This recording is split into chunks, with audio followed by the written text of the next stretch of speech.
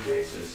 And it's also something you want to make sure you are doing at designated points around the lake so that you can accurately keep track of and have good data on a consistent basis. So you want to do it the same day of the week, same time of the day, same locations in the lake. One of those, I have a quote on it, I don't have it with me, but I think with all the signs that we essentially want would be like 13,000, 15,000. I just wanted you guys to consider it. I'm glad to hear that you've gone beyond my thought, so thank you. Can the Lake Beulah Management District get pictures of the sensitive areas and the critical habitats or homes to visually compare throughout the summer or throughout the from year to year so we can see how those sensitive areas or critical homes are doing? I think we can. We have to have a high quality way of doing that and Probably documented. exactly. It has to be done really well. And we want to make sure that if we're going to do something like that, we do it properly. And lastly, is there a way the management district could register the motorized boats that are owned by the riparian owners on the lake in order to get a count of what boats we do have, so we have that number to assess with our other studies? I don't know. I I think don't that know if the DNR shares that with you guys or not. I wasn't sure. No, that's not something that we could ask for that. But what we could do is now we're gonna have a new system, correct? That's gonna be, that you're gonna register yourself in when you're launching your boat. And maybe there's ways in that system to say what type of boat or. You mean the kiosk? The new kiosk. And if you're putting your number in, everybody has to launch their boat at one point. So, I mean, you might have to require the people that have that'd be a good way to get Thank you. all those numbers and all the data on exactly who comes out, who comes out of the lake. Well, I wasn't looking to be that specific. I just wanted a general number of how many boats we have on the lake. It would be nice to know. You know, we know how many cars are in the boat launch or how many boats go in, but I just thought it would be nice to know how many boats our recurring owners already have on the lake. Just a thought. So is that the last item? Yes, it was. Thank you. Thank you. Clerk So, Treasurer? did we have an open, motion on the consent agenda? Oh, no. We just put it Put all it together, together. okay. It was my mistake. I lumped them together. I think we accomplished what we needed to. So, Clerk Treasurer's report. Sure. We have hired a deputy clerk treasurer that will transition into the clerk position after some couple months of training. That's Sherry Nolte. We're going to swear her in here in a moment. We've also hired a temporary part-time office support staff and administrative assistant, Heather Larson, and both are working out fantastically. So we're going to swear Sherry in, and then I will go to item C on the agenda.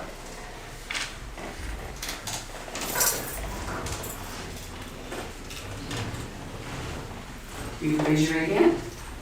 I, Sherry Marley, I, Sherry Norman, have been appointed to the office of Deputy Clerk Treasurer have been appointed to the office of Deputy Clerk Treasurer in and for the town of East Troy. in and for the town of East Troy. Swear that I will support the ordinances of the town of East Troy, Swear that I will support the ordinances of the town of East Troy, the Constitution of the State of Wisconsin, the Constitution of the State of Wisconsin, and the Constitution of the United States, and the Constitution of the United States, and will faithfully and impartially discharge the duties and will faithfully and impartially discharge the duties of said office to the best of my ability, so help me God. of said office to the best of my ability, so help me God.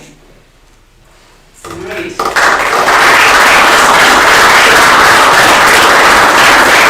Welcome. Thank you. So the next item on the agenda authorizing Attorney Mills to review the merchant authorization agreement with Pfizer. This is the company that will handle the credit cards through the kiosk for the boat launch. And then upon his approval, after the review of that, to authorize Clerk Treasurer Loaf to sign the agreement with Pfizer. So you need a motion? I do. Okay. I'll make a motion to authorize Attorney Mills to review the merchant authorization agreement with Pfizer, and then, upon his approval, authorize the treasurer Lowe to sign. Second. Any other discussion? All in favor? Aye. Opposed? All right, motion carries. So now we're on to public comments, correct? We're gonna try something new tonight. We have this handy dandy little thing up here. This is a pretty janky little remote, so bear with me if the button gets like stuck under the edge, but it's gonna be 4 minutes, so you can keep track as you're talking. So we're gonna try it tonight. Otherwise, I'm gonna switch back to my phone, get the volume turned up on you. All right, I'll just read quickly. Please be advised that First State Statute 19.84 sub 2, information may be received from the public. Comments are limited to a 4-minute period per person. Be further advised that there will be no discussion on the information received and no action will be taken regarding public comments. Upon conclusion of the citizen portion, participation segment, members of the audience are not allowed further comment unless they are participating in a public hearing or specifically allowed by the majority vote of the town board due to involvement in a specific agenda item. So, anybody for public comments? Yes, ma'am.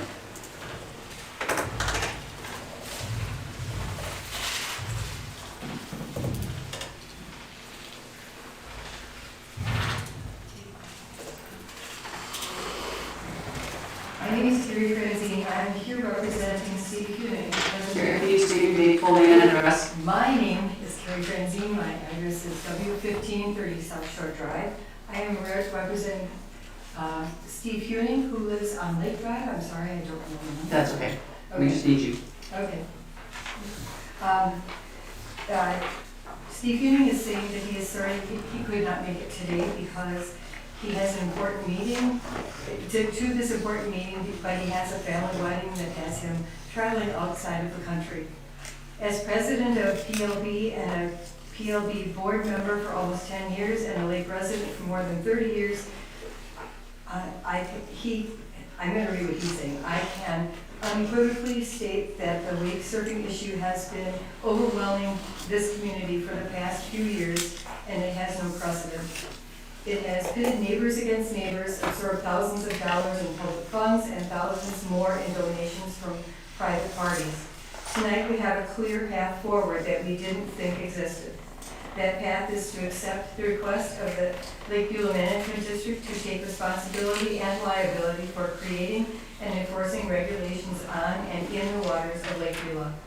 The LBMD has created a request for of your predecessors by virtue of the state law and has experience in the clarity and purpose to properly protect the billion-dollar public asset that we know as Lake Beulah.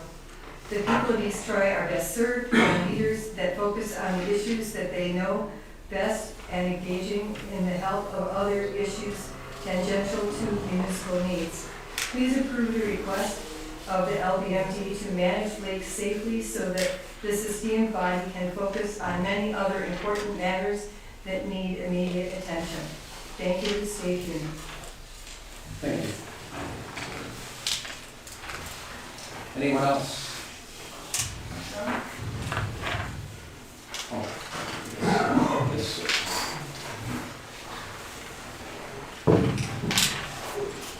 My name is Christopher Toski, Address, please. 9270 East Shore Road, and if you've driven by Highway J lately, you know my house is almost done there, and I'm moving west of 1604 County Road J.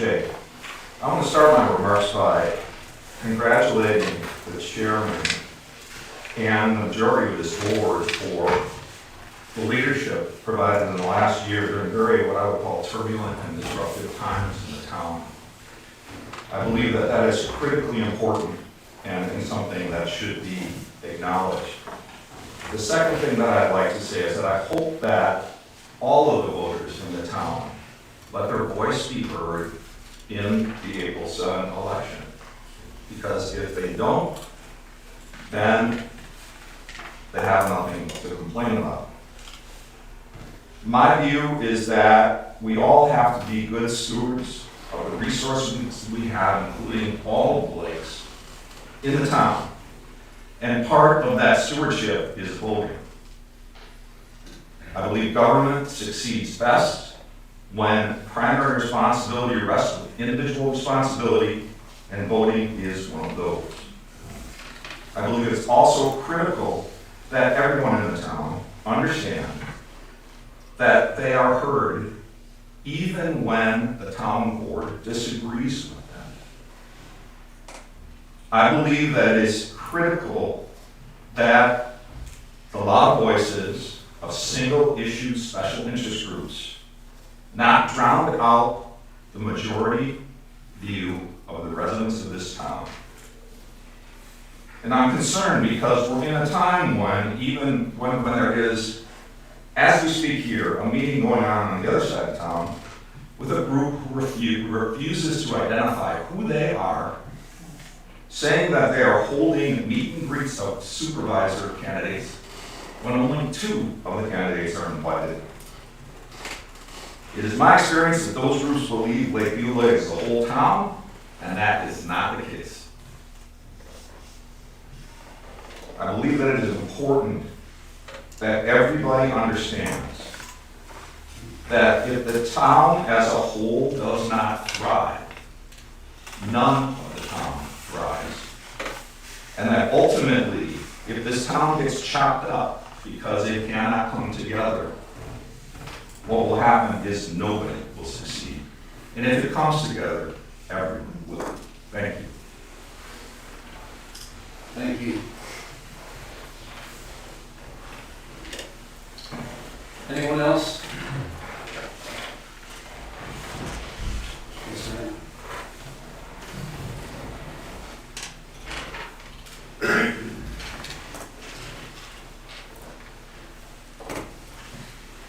Beth Lanham, W1544 South Shore Drive.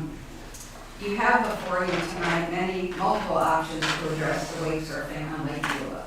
Firstly, I'd like to say some comments about Chapter 33 of the Wisconsin State Statute. States in the first paragraph, and I am paraphrasing, the protection and rehabilitation of the public in the lakes is in the best interest of the citizens of the state of Wisconsin. Lakes form an important basis of the state's recreation industry. The public duty of the state requires affirmative steps to protect and enhance this resource and protect environmental values. The lake management districts were formed as governmental agencies, elected officials, and funded with taxpayer dollars for the express purpose of creating a governmental body that could address the protection of Wisconsin lakes while allowing the town governance group to focus on other matters. The Lake Beulah Management District, as I said, is a governmental authority with officials voted into their positions.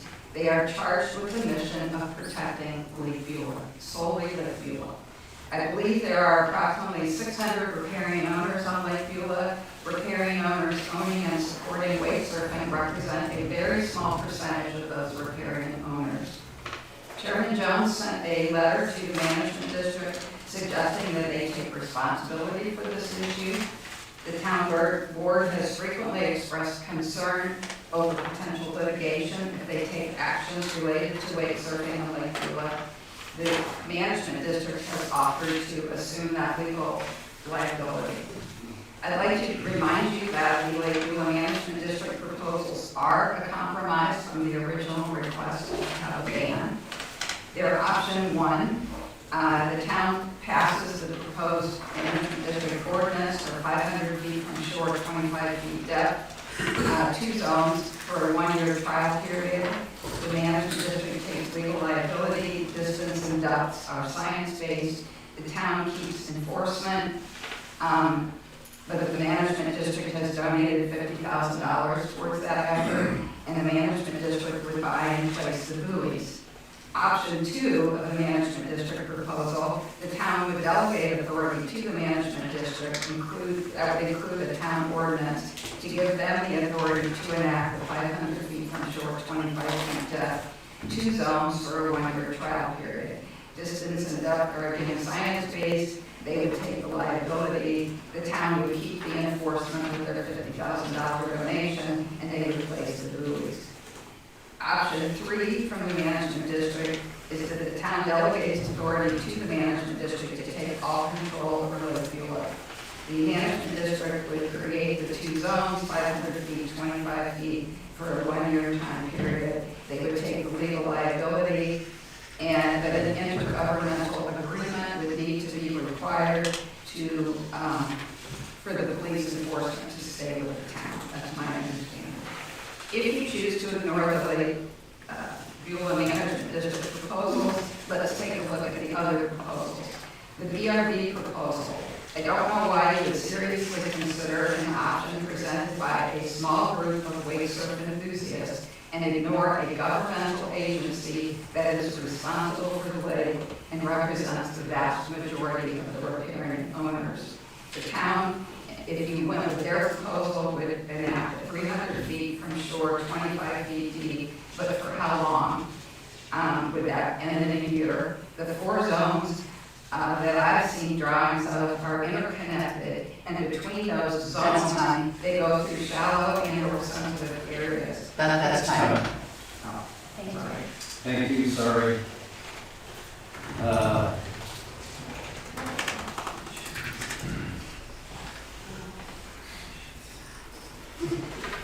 Sherry Greeley, N9481 Island Drive. I was going to wear a broken record around my neck today, just to kind of follow up with some of the things that have been spoken on Facebook.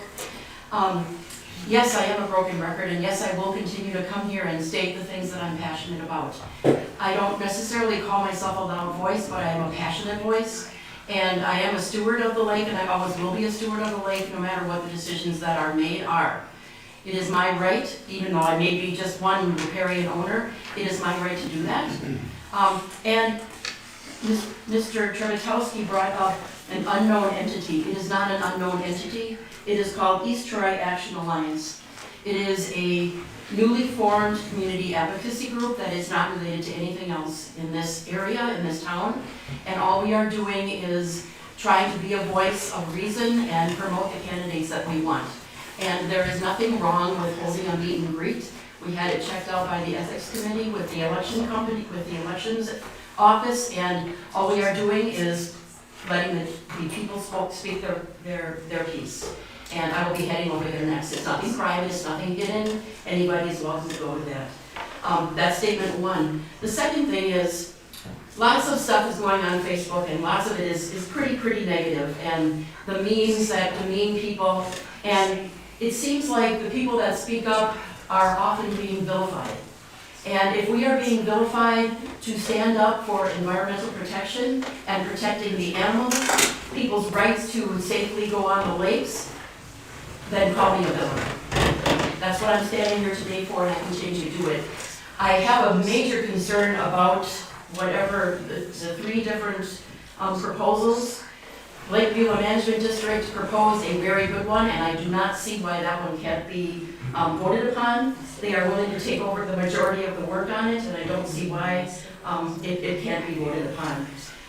My biggest concern is that on Mill Lake, and if nothing is done and we just leave status quo, that is one more year of potential damage to our shorelines, to the churning up of the water, and also I question highly about the integrity of our very sensitive dam. Mill Lake has had 200 feet restrictions for more than 3 years. And it has done nothing to protect our shoreline. It has gotten worse every single year. And I think just the last thing that I wanted to say, yes, riparian owners are a small amount of the town, but yet we seem to pay a very large portion of the tax base. So we want to keep that tax base, we want to keep people wanting to come to here because of that lake, and I think it's a really important factor and should also be considered. Thank you. Thank you very much. Anyone else? Yes, ma'am. Sorry, I'll get you next.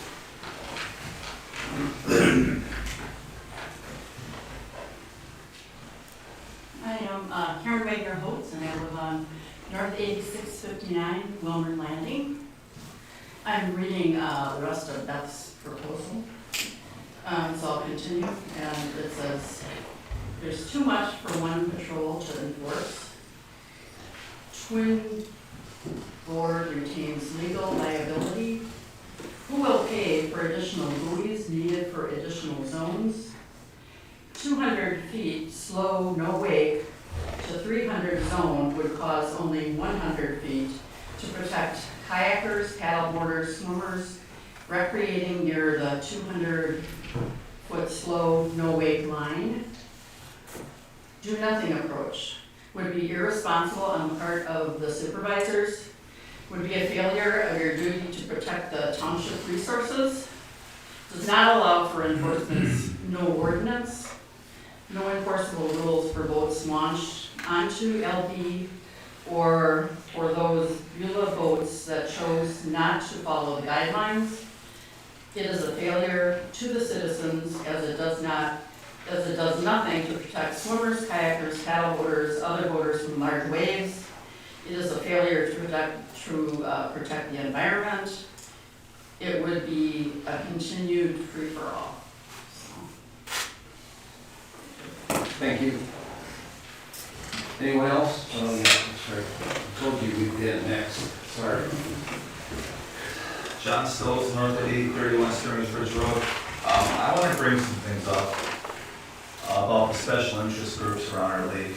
And I'm going to define the special interest groups as a Lake Beulah Management District, Protect Lake Beulah, a small select handful of people that the majority of people that are good people, they're not problematic.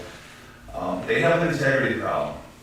And I'm just going to go back to the second time I tried rezoning my property. And what they told is they did an email blast to all the members in their groups. And they said I was trying to put a boat launch in. And I never applied to try to put a boat launch in. But they got 10 people down here to complain in public comments, and they had some letters that were submitted to the board. So that's their method of operation. They like to smear, they like to drag it down through the mud, and that's just how they operate. And that's a big lack of integrity. Sure, they're tasked with taking care of the lake and cutting the weeds and keeping things monitored, and that's great, they do a good job at it. But they're all over their skis on most of the stuff that they get involved with. Now, for instance, on today's agenda, under new business, and it's number 10B, okay, there's currently a situation down at the 1341 property on Beach Road, and the right-of-way got changed from 30 feet prescriptive use easement right-of-way to 66-foot wide right-of-way. Now, there's some procedural steps that have to take place in order for that to happen.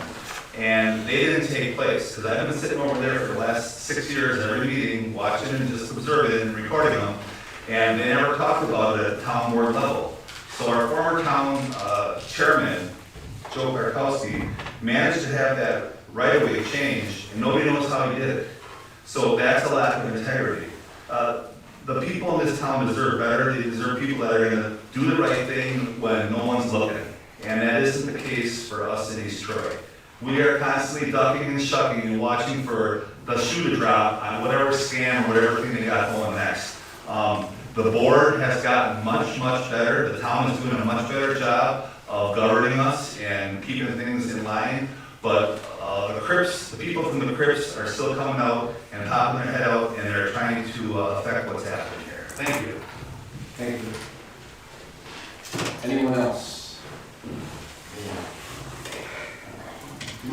Sorry. I don't mind go over anything because there's a thing in there to talk about it. I'm just going to cover it quickly. It's going to be repeating what we talked. Okay. Thank you. Sorry. No, no. Go ahead. I hope you enjoyed her. I did. Enlightening.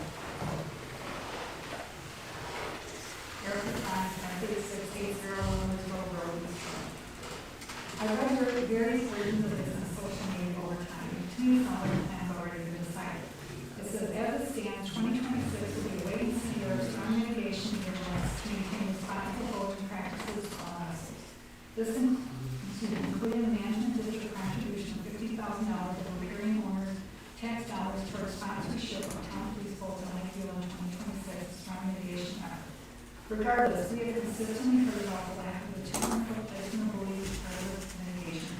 I know Sherry talked about this a little bit earlier, but they have the 200-foot buoys on no lake for years, and it is not a buffer, it's not a protective measure. People have shared it October 18th public hearing where their dog was washed up from the wave onto their seawall. So that's a concern, and in addition to the impact that it's going to have on them. We've also placed 200 feet from shore along Captain Lane early in the summer and then utilized for the territorial study. That gives demonstrated the lake and space to maintain significant energy beyond the 200-foot buoy line. So I guess my question is, what is the protective plan if we're not going to make a decision on what we're doing? Well, we already know that 200-foot buoy placement from the shore is not effective, and what are we going to see? And specifically, like, and I know the buoys have been there for a long time, and that concern has been documented significantly. These boats are intentionally engineered to generate large circular ocean waves while operating at slow speeds. Their goal is to displace as much water as possible as part of the design. They're made with new valves that replace specialized hull configurations and enhanced engine power that serve their purpose. If you Google boats designed to create waves, the only boat that is detailed is the Lake Boat in Circle. No other boats can. Lake Beulah is not a shape or shaped like a sink, like we draw in kindergarten, we taught kids to draw a sink and they draw it in, or a sink, a lake, and they put weeds in it as a bowl. That is not our lake. I bet many of us here, and me included before all this started, could not accurately mark shallow flats or humps on blank map. Unless you have a really detailed depth finder, you can't use your depth finder as a moment in time, and then we're 20 feet and now we're 8 feet. It doesn't work. Simply telling surfers to stay in the middle is not a workable solution for our lake, or any town lake for that matter. We witness surfers in 6 to 8 feet of water consistently, and they aren't always guests that provide drilling. Some of them are people that live here, and guessing they don't know where all the humps and the flats are. Really hard to hear you. Can't hear you at all. It's very hard. Is this on? It doesn't project very much, so you have to No, speak I up, don't sorry. see. Okay, I'll conclude. Unless an extraordinary natural event occurs, the size and shape of Lake Beulah will not change. Responsible stewardship requires that we adapt our recreation to the natural lake limitations and not expect the lake to conform to us. So, sorry you couldn't hear, but I'll send you a copy. No, thank you.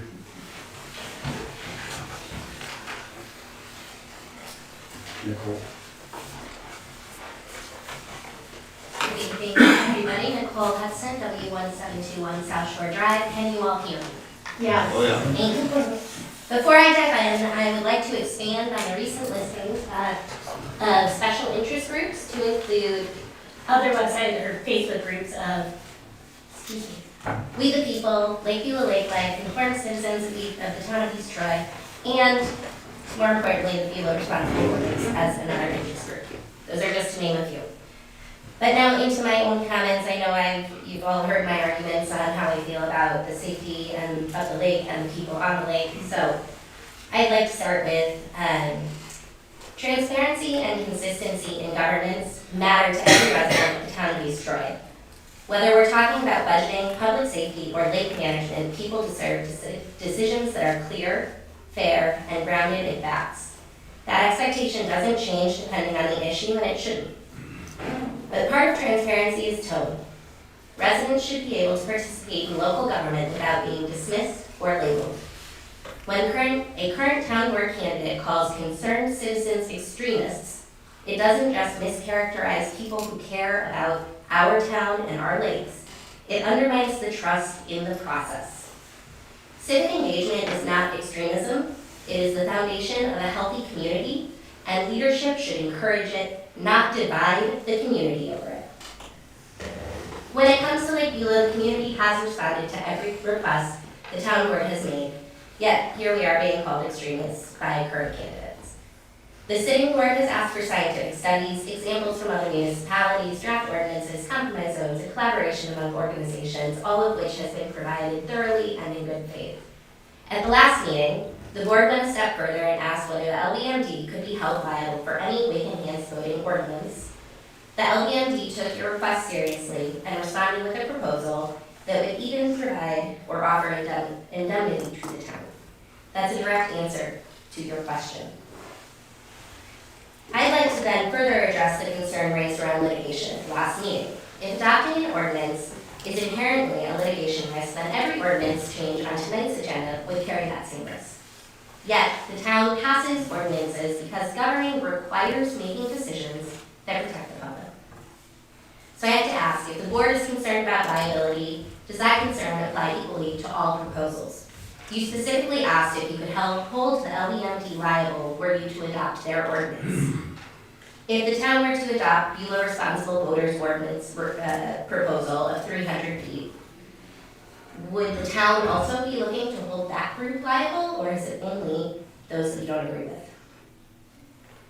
But what matters most to me is my continued concern about the safety of many rather than the negatively impactful fun of a few. Choosing not to act is not neutral. It carries its own risks, environmental, safety-related, and yes, legal. When a municipality has documented evidence of hazards and chooses not to address them, it is a form of exposure. At the LBMD meeting, I spoke about the value of delegating ordinance authority to the LBMD, considering it. Not because the town board doesn't care, but because the specific issues are increasingly complex and require specialized knowledge, technical review, and timely action. The LBMD has the focus, expertise, and mission alignment to evaluate those issues, and delegation would reduce the burden and litigation risk to the town board while ensuring we have proactive, data-driven leadership. I want to also welcome the town's 2 new employees, strengthening administrative benefits. As we head into the upcoming elections, I urge every resident to do their due diligence, look closely at the tone and conduct of those seeking leadership roles, consider the divisive language being posted on social media, and take time to understand. That's time to go. Choose candidates that will support your vote. Nice try. Sounded like one of those commercials. I'll remember this next time. Anybody else for public comments? Okay, we'll move on there. Thank you all for your comments. So now we have department reports. Todd could not be here tonight. He had a personal issue that he was dealing with. We had a public hearing earlier today for 30 minutes to discuss the Beulah Heights Culvert project. It has gone through some ups and downs, let's put it that way, to try and understand a lot of it being driven by the DNR's request for certain requirements. We are now to a point where we had a bid opening today. We do have a qualified bid to do the work. It's a little bit more than what we had set our budget for, and it looks like they can get it done this spring. We are going to explore a few other opportunities to bring the cost down with that contractor, that express what issues are most impacting them and raising the cost, so we're going to try and mitigate those things. And the objective, I think, at this point is to award that contract and work towards a contract start in the neighborhood of 4 weeks or so. That's where we ended up at the last, at the public hearing. So I think that gives you a pretty good overview. The approach we're settling on is a galvanized culvert. It should give a foot, let's say a little over 3 feet across the width from what we have today, and it probably will give somewhere around 1.5 feet in height. So I think, and we've talked about this at previous public hearings on this topic, so I think that, unless the board has more questions, I I think that's a good overview for everybody that was here. Okay, we'll move on. We need to wait. put on that contract. That's later in Oh, the okay. agenda. No, next. No, It's next. Right, the next one is to discuss the bid opening, right? yes, it makes a motion. Right. So we have the motion to accept the bid that we received. And that is this bid that everybody saw, all right? That would be simple, we approving it and starting the process. It would be, and I think the recommendation by Dan was to go ahead and get this started, and then work over the next week or so to see if we can hone in on some cost improvements, and then try and get it done. So I'll make a motion to accept the proposal for the Beulah Heights Road culvert replacement with a current base bid price of $387,716, targeting completion in spring, while Lynch and Associates continues to identify potential alternate proposals with cost savings. And the purchase of the metal culvert. It's galvanized steel. Steel culvert for $88,000. I'll second. Any discussion or commentary? Okay, all in favor? Aye. Opposed? So the motion passes. We'll get working on that. So with that, we'll move on to the police court report. Did you have anything? I mean, I think this is going to get absorbed in consent. Yeah, so I don't have any questions. I appreciate the report. Anybody else? No. Okay, so then we move on to the police.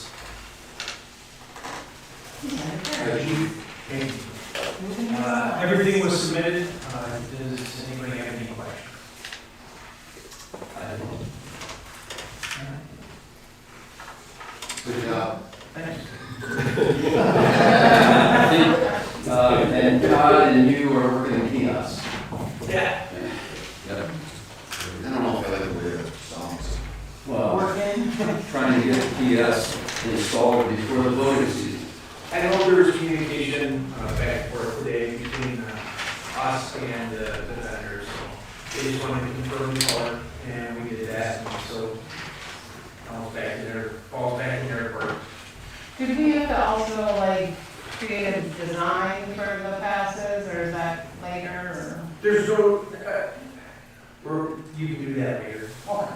We can just use regular Right. white paper for this year and come up with something with the town's name like possibly after next year. With our, yeah, the annual passes. Yes. Thank you.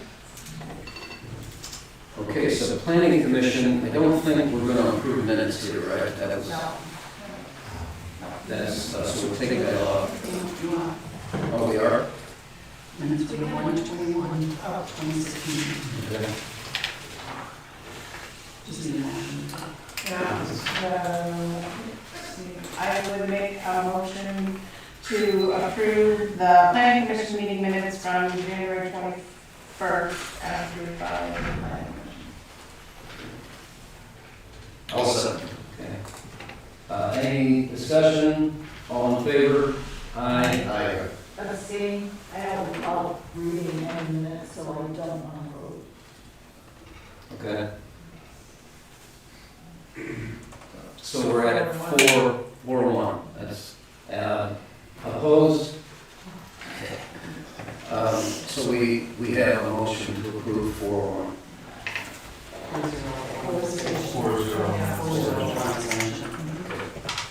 Okay. At the February meeting, we had 3 cases, no, 4. 3 cases that were very similar. The attorney was here, and he presented at our meeting.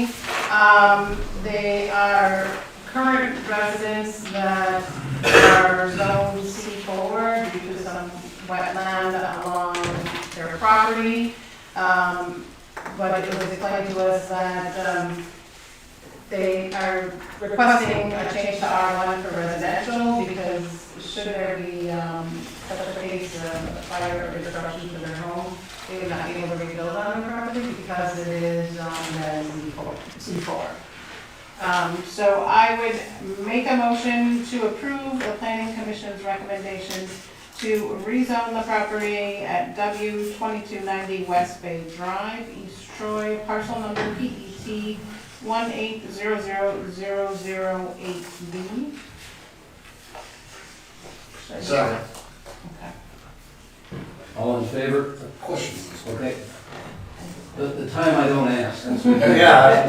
Okay. My only question, I believe Gene sent this out, we got a notification from the county zoning agency, and this one was not listed on there, I just don't know why, since the other three are listed on there for the next meeting. I don't know if that makes a difference or not, or if that's. Oh, what's on the agenda for the next meeting?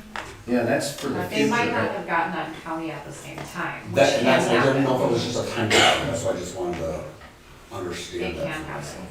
They did come before us at the same time, so they would be taken separately as County. listed on here. The county is different. Gotcha. And they will do that next. Sure. This goes to the county. That's, just wanted to make sure I was clear on that. Okay. Thank you. I have a Supervisor. question. And this pertained to, I think, at least 3 out of the 4, maybe all of them. Correct, 3 of the 4, yeah.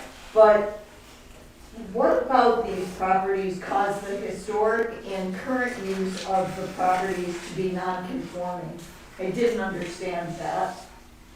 It says in the first paragraph, says, it is noted that the current zoning is inconsistent with the historic and current use of the property, which causes it to be non-conforming. And that seemed confusing to me, I didn't understand. And it's not that I don't have approval or disapproval, I just didn't understand that phrase in there. It was described as a mapping error by GIS. Okay, And that the zoning of C4 is inconsistent with their having a property there, on those lots. They Oh, only oh, have oh, that. Sorry, a resident, yeah. on C4, okay, thank you. Do we know how many more properties need to be rezoned like this, and how are those owners being notified? There, Attorney English did mention there are more, it is a costly process, and I'm it's sorry. working. No, you're, no, I mean, Yeah, so, on this road alone, I wanna say there's at least 2, if not 3 more. We did a couple of properties were done, I wanna say like 5 years ago, 5, 6 years ago. And then there's this grouping of 3. But throughout the lake, there could be potential more rezones from, this is dating myself a little bit, but what the county previously told me is the town could go through and rezone all, for lack of a better term, non-conforming properties, but I don't know what that expense would look like at the town level. Otherwise, the property owners have to go through this procedure of doing the wetland delineation with sewer pack, which is now charging, doing a survey, then coming for town approval and county. But it isn't the town that made the mistake, and the town is only advisory to county zoning. So why isn't the county cleaning this up, I guess, is my question. Yes, I don't know that any of us can speak on behalf of the county. I don't know who made the mistake, there was a mistake at all. And what the county just told me is that the town would have to initiate it, they are not going to initiate it. Good enough. My understanding with this kind of stuff is, I don't know whether it was the 70s or whatever it was, they came through and just put zoning on all these different properties. Many of them are not correct, but they just threw a number on them to get them in the system for GIS. Quite frankly, I was served a lawsuit 2 days after I took office in April on a rezone from C4 upland to C2 upland. And I know there's more to it on the conditional use permit, but again, that was it was not appropriately labeled a C2, right next door was a C2. So all of these are similar to what we're being sued on right now. Anyway, If I may, yes, we don't have town zoning, right. so the town can't rezone these properties. If I was correct, Property. it'd be supervisory only, the county would have to do it. Right, which is what we're doing, We're just advising. The residents then are taking, the initiative. Yes. So we had a first and a second on this, right? So, any other discussion? yeah, any more discussion? No. All right, all in favor? Aye. Opposed? All right, it passes. If I could just make a note, the numbering on the planning commission should be 1, 2, 3, 4, 5, not 1, 2, 3, 3, 4. I apologize. On the agenda. Yes. I think I will combine the next two because. I think we have to do a separate motion. Okay. As I mentioned, the next property is a similar situation. So I will make a motion to approve the planning commission's recommendation to rezone N8774 Stringers Bridge Road, East Troy, parcel number PET 1800009. Any discussion? All in favor? Aye. Opposed? Motion carries. And then the third, which is similar reasoning, rezoning from C4 to R1. I will make a motion to approve the planning commission's recommendation to rezone N2246 West Bay Drive, East Troy, parcel number PET 1800013. Second. Any discussion? All in favor? Aye. Opposed? Motion carries. And the last is a request to rezone to conditional use a property owned by Sawyer's Investments, but the land will be used by Rich Petrosky Motorsports. It's across from their current location on ES. They're moving the current business, I think they sell like campers and equipment, that kind of equipment. They're moving across the street, very pleasant building that they'll be putting there. So they're literally moving across the street to the 4.23 acres. Carl Sawyer has done some work to the property to bring it up, for usage as a commercial property. So I would make a motion to approve the planning commission's recommendation for a rezone and conditional use at North 8826 Highway ES, East Troy, PET 1600006D1.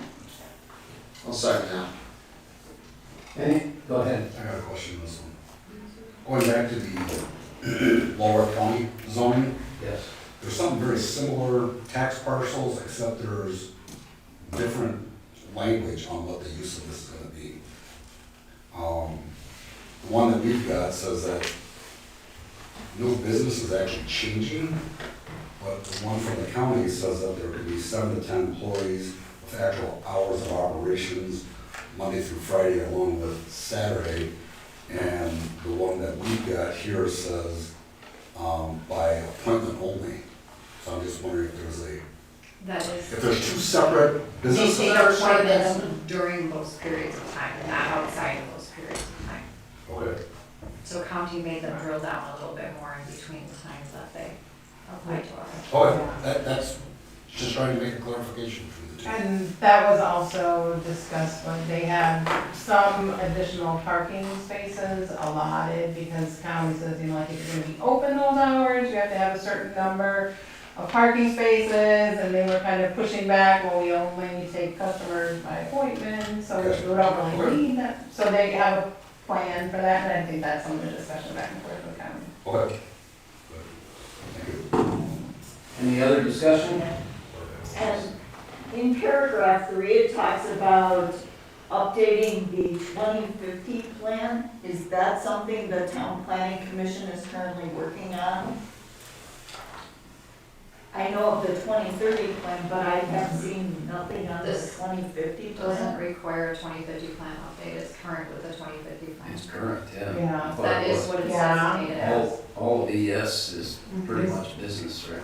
Yeah, I think That's the business corridor. Right. I think that was more the discussion, was that it's in line with the current 2050, so maybe we could, and as this in the memo, yes, misleading. I can clarify. So is it 2050 or 2030? It's the 2050 plan. Yeah, the discussion was that it was consistent with that plan. Anything else? All in favor? Aye. Opposed? Motion carries.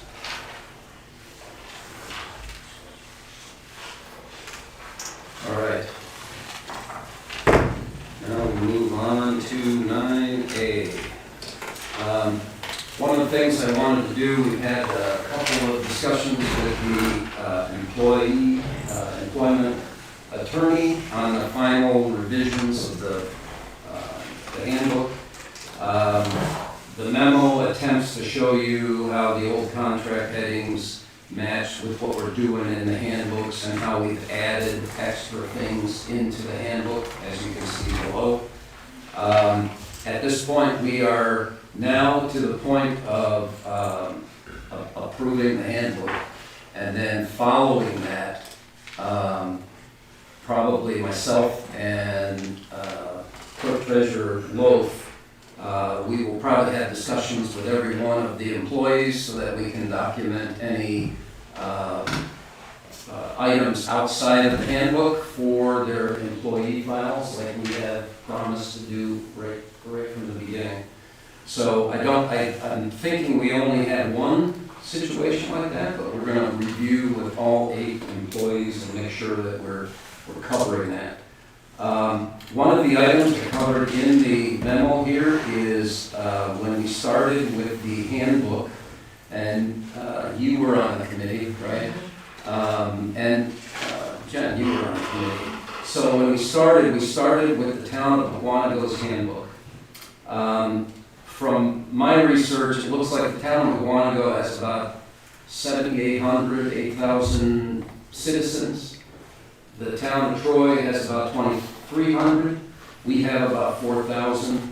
According to the attorney, the town of Mukwonago's handbook had the FMLA and the WFMLA, and that family leave requires that you have to grant time off without pay for whatever time. I think there's restrictions on how long it can be, but while that's happening, you cannot, you have to hold that position, or you have to give the person coming back that equal or greater to that position that they held before. If we have 1 or 2 of those people that take leave at the same time, it would really cause a hardship for the town. And only municipalities that have 50 employees or more are required to offer that. So I am proposing we remove that from the existing draft that's in there and not offer that benefit. Otherwise, it's exactly as you see. I think everybody had a link that was given to you by Jen again a week ago so that you could review this. So any questions or thoughts on this? How does that make us look like employers that somebody wants to work for if we take out the FMLA? it is not a required legal obligation for our municipality of our size to have to do that. So we're at most with part-time employees. The way they figure it is you get full-times, you get one count, part-time employees get a half count. So with part-time, we're somewhere around 20 employees. We're 30 employees less than the limit by law that requires us to have. The issue is being able to manage our municipality if we're offering that and multiple people pick it off. And that's why I wanted to bring it out and have a discussion here at this meeting. It only made it to the handbook because it was in the town of Beullah's handbook when we started. It's the only reason why it's in there. It was not in the previous letters of employment, in the 3-year contract. No, it's not in the contracts. So, and we have offered, there's quite a few things down here that are above and beyond what was in the contracts that we are offering. So I think we're filling out our offering for the employees. I like the benefit of having a handbook to streamline the process as we have new employees onboarded. And rather than like drafting a contract for everyone as they start, it gives consistency for people who are interested in working for the town, for people who have, worked for the town. And then you simply, when you hire someone, can do their individual compensation letter as opposed to then also renegotiating contracts with all of the employees every 3 years. Instead, you can annually review salary and compensation and make that update instead of the full contract documents. Yeah, I think that everyone was in agreement with the handbook. Well, most everyone. And the job description and the compensation's handled outside of the handbook. It's not in there.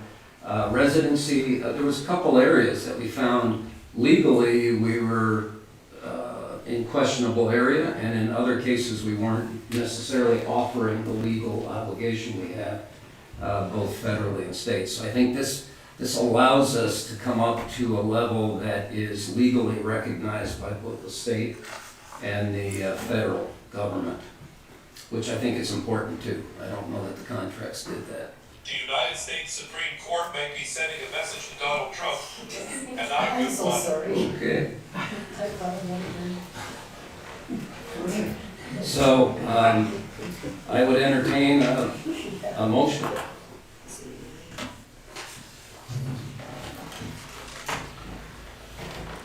I will make a motion to approve the employee handbook and authorize adoption with the edits as noted in the package.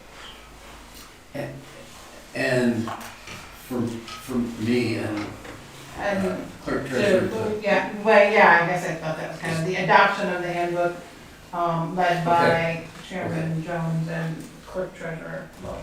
Okay. Second. Any discussion on this? All in favor? Aye. Opposed?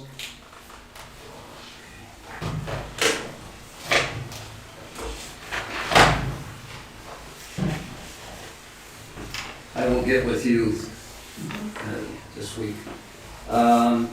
Ellers, I know you've been sitting there patiently waiting for your presentation. Thank you for coming in. Thank you.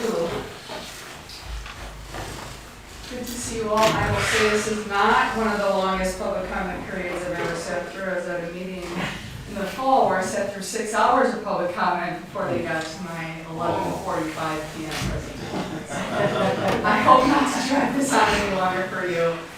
Thank you for having me. My name is Kayla Thorpe. I'm a municipal advisor at Ellers. We are a public finance advisory firm dealing with all things public finance, long-term planning, capital improvement financing, TID creations, managements, all those couple things. We work with a lot of the communities in Culvert County and actually represent most municipalities within the state of Wisconsin on various number of issues. I've been asked to come here tonight to present on financial management planning and levy limits, particularly as you do a deep dive into your financial position and long-term sustainability of your financial outlook as a whole. And so we have a product that is called Financial Management Planning that walks through this kind of analysis, and I'm just going to walk through a couple slides here. I'll keep it brief and then answer any questions. You can go to the next slide. What is a financial management plan? It's really a multi-year fiscal plan by all funds. The town has very limited fund structure, and so it's relatively a simple process to project forward the general fund and operating funds based off of a number of assumptions from prior year's actual activity. We integrate and analyze prior actions or policies set by the governing body, what can be a reasonable expectation for the growth in future operating costs moving forward, plan for capital improvement plans and equipment purchases, which I think is important and critical for the town to evaluate whether you hire us to do this plan or not. Analyzing kind of where you need to move in the forward and how are you going to fund that as well. Existing debt and future debt to kind of model out what's it going to cost if you borrow for these things, what is the impact on the tax rate, and what is the impact on your general obligation borrowing capacity. Our goal in this is to determine if your capital and operating costs are sustainable over time using a number of assumptions we put forward based off of your size, the current scope of your operations, and then what we see not only countywide but statewide. You can go to the next slide.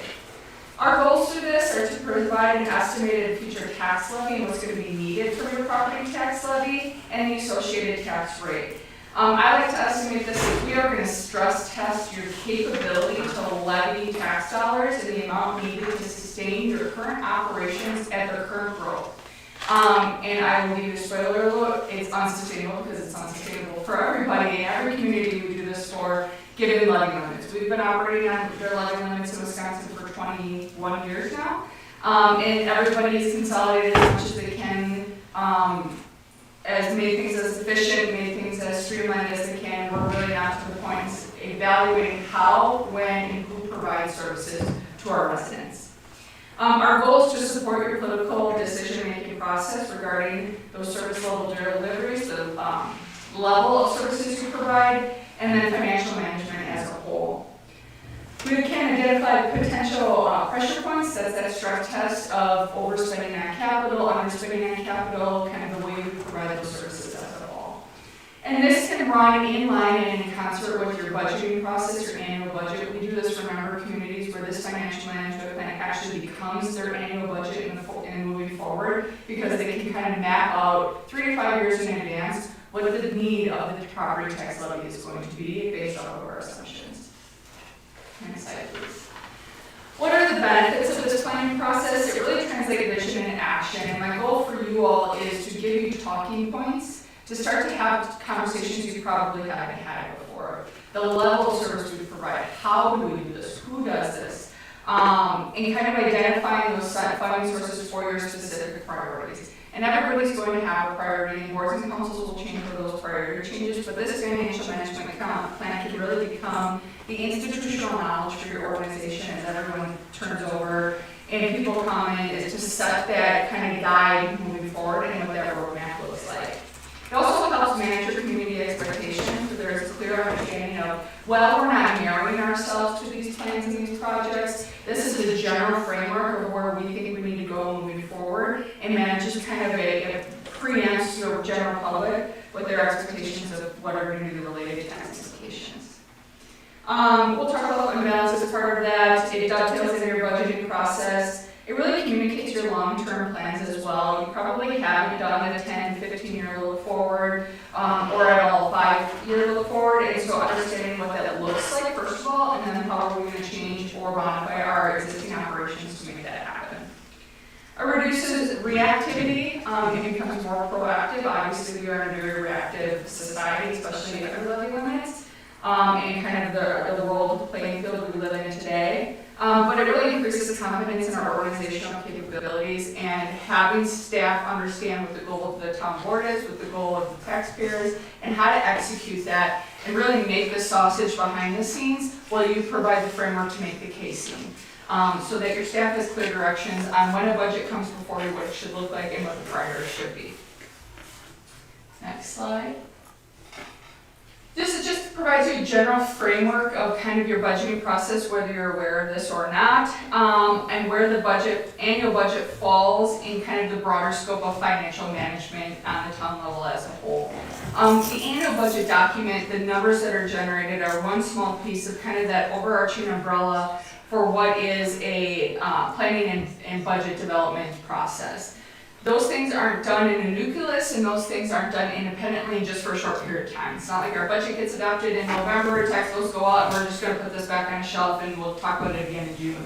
These things are ever evolving, and to really become that proactive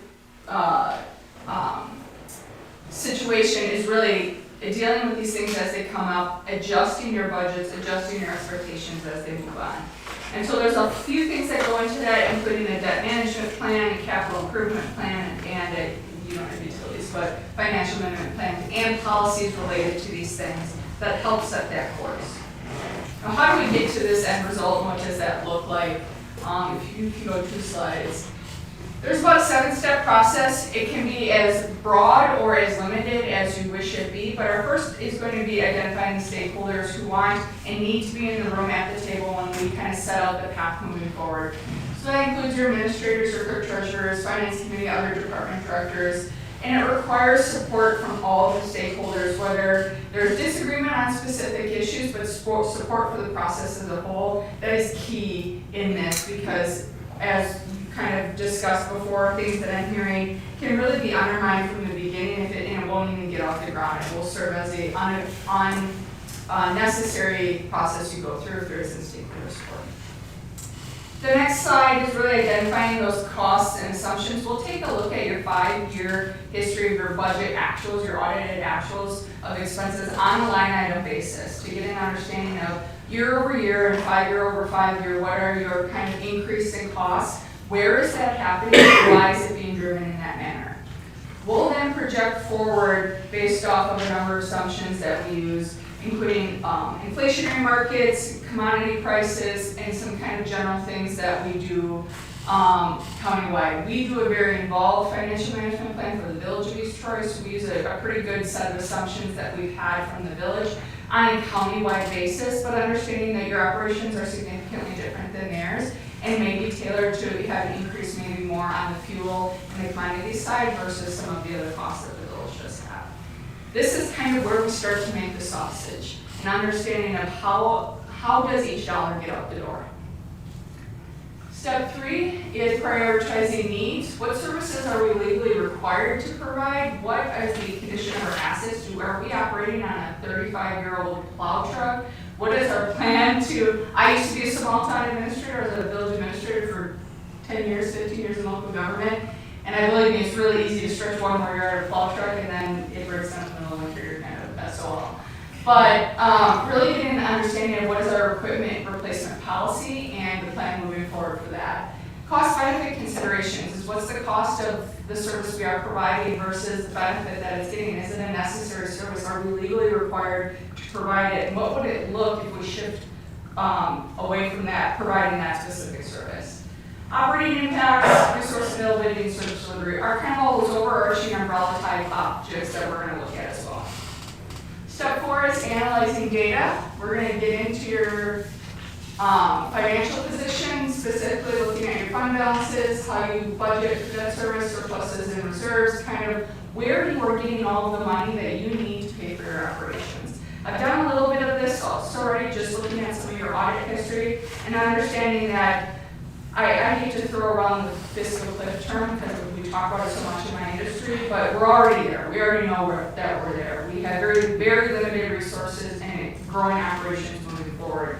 And what does our data tell us, and kind of where can we use our industry expertise to help set you on a path, or give you the talking points to set you on a path to make decisions that can ensure at least the short-term fiscal sustainability while you identify long-term impacts. And step 5 is to really identifying existing new funding sources.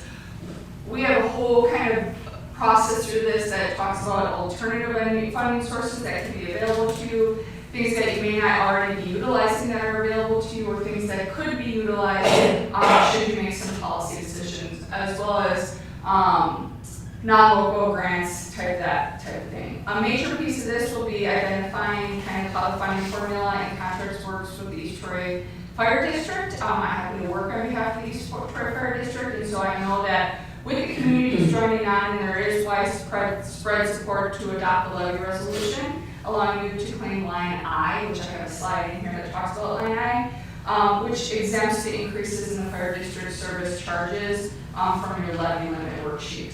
There are a lot of caveats and a lot of asterisks on that, but the main hurdle to the district having executed this in the past is that all communities in the district must adopt this resolution, whether they plan to utilize the levy exemption or not. And there's just been some fundamental misunderstanding on the district communities membership side on how that works.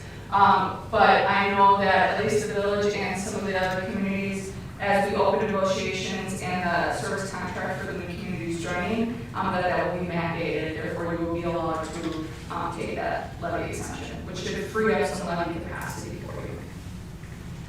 Step 6 is kind of develop the model. We work the numbers, crunch numbers, make the sausage based off of the casing that you kind of provided for us, and evaluate how much levy capacity do we have, when are we going to run out of levy capacity, and what are we going to do once we run out of levy capacity.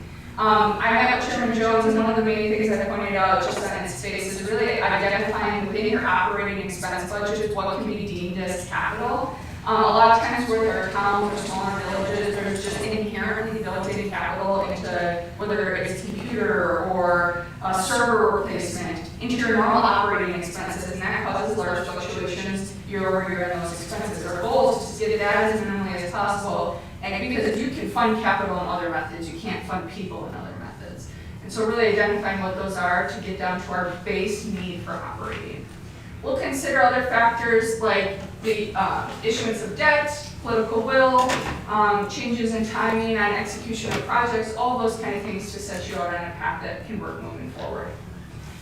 We don't do this in vacuum, and we don't do this without your input and kind of knowledge along the way. We discuss these things not only with the stakeholders, but review our assumptions with you all, provide thoughtful recommendations. We're not here to tell you exactly what to do because I'm not a taxpayer here, I don't live here, I live very close to here, but I can't speak on behalf of your taxpayers on executing X project over Y project. But what we can do is tell you what the impacts are going to be with the general assumptions on how it's going to affect your operating budgets moving forward, and provide you with the education and make educated decision-making processes.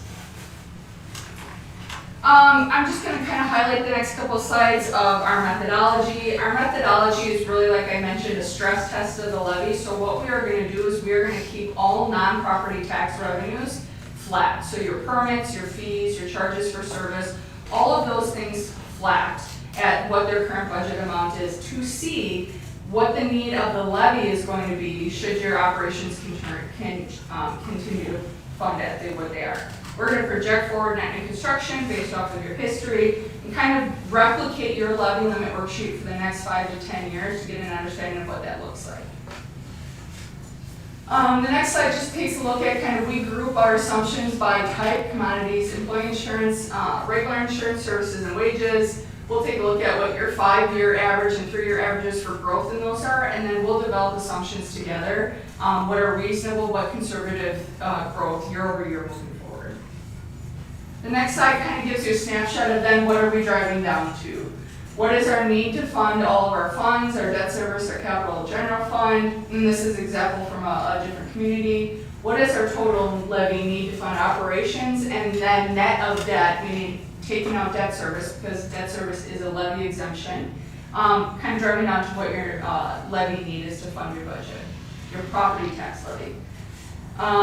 And then the next couple slides just talk about how we determine what the non-levy revenue sources are, and then what our projected levy is. So if you jump forward 2 slides, one more. This is where we start to tell you of your allowable levy. You need $24 million, so let's just say in 2030, you can only levy 23. You have a $2 million levy deficit. That's your action item. You have a $2 million budget pull the plug. in 2030? What are we gonna do today? What are we gonna talk about today? Because those are some significant policy decisions moving forward. And we will replicate this through how far or little you have based off of your allowable adjustments and your net new construction. I'm gonna just jump to some levy stuff because I wanna be respectful of your time. A big part of this and a big goal that at least has been communicated to me is review of the levy limit worksheet in detail with town officials and town staff and identify levy limit exemptions that may not be currently used appropriately or may not currently be used at all and could be used to fund town services. And so for general education, we have a 2-hour presentation and I'm going to boil it down to like 3 slides for you. Levy limits in Wisconsin prohibit a community, any size, cities, towns, villages, everybody, from increasing their property tax levy to 0. You cannot increase your property tax levy just because you want to. There are a number of restrictions and a number of exemptions. The only ability to increase your property tax levy is by a percentage of net new construction in your prior year or 0. If you have no net new construction, you get 0 levy increase. If you have some, you get a percentage of that as compared to your total equals that. And many times that's 1 or 2%, which equates to like $2,000 a year that you can increase your property tax levy. The cost of fuel alone increases over $2,000 a year. And so understanding the general public, the town cannot levy more taxes. They just don't have the legal ability to do that. The only way is to utilize exemptions. The 2 most commonly used, and I contain some information in here, is line E, which is general obligation debt authorized after July 1st of 2005. You are able to levy 100% of all of your long-term general obligation debt payments due in a year. So if you need $5 million to fund your budget and 2 of that is debt, you can levy additional $2 million. Now, understanding that it's going to be dropped off in the calculation of your next year's levy limit. So it's not a base building, as we would call it. It is a net for 1 year. And then you can exempt the next year's debt payments. The one that the town is going to discuss or need to discuss is line I for joint fire department districts. And this is base building. And so if the fire district keeps their charges to all municipalities within the district to under CPI plus 2%, you can exempt from your levy any increase in principal and interest payments or any increase in charges from the district on an annual basis, and that is base building. So if your charges are $50,000 more in 27 than they are in 26, and all of these criteria are met, which this contract will mandate that they're met, you can increase your levy by $50,000 to fund fire and EMS, and in the next year it doesn't drop off. You get net new construction on that, and then in the next year, if it's $50,000 more, you can increase it again, $50,000. And that will continue to add into your base. So 1, you can sustain fire and EMS operations, and 2, you can capitalize on your operating side by net new construction on those increases. So we will be having discussions about this, just wanted to give you kind of a general understanding. There is some detail in the presentation. But just some final thoughts to leave you with, and then I'm open to questions. Is really thinking strategically. We will get into the weeds and have to talk about getting into the weeds and what that means. But your goal as a town board and elected officials is to think strategically and think big picture, and then give us the guidance and your guidance to your staff moving forward on how to execute those programs. Be honest and simple when we're communicating these things. Not everybody has a level playing field. I sometimes think getting into the weeds, so stop me if I'm not making a lick of sense. But know that every community pays for things differently. How your neighbor pays for snow plowing versus you how to pay for snow plowing may be different in the grand scheme of things. No answer is the wrong answer, and there's no dumb questions and understanding what that is, so you all have a base level understanding to make those educated decisions. And then be transparent. We're not going to go this in a vacuum. This isn't something we should hide from the public. It's something that everybody needs to be collaboratively involved with because it's the future of the community, whether that's financially stable or kind of financially rocky moving forward. So I'm happy to answer that. I think I kept it under 30 minutes. We might have, what, 5 minutes or 7 minutes or? Any questions from the board? believe you said in your proposal, it included 2 board meeting presentations, is that Correct. correct? So kind of like the initial and then the final?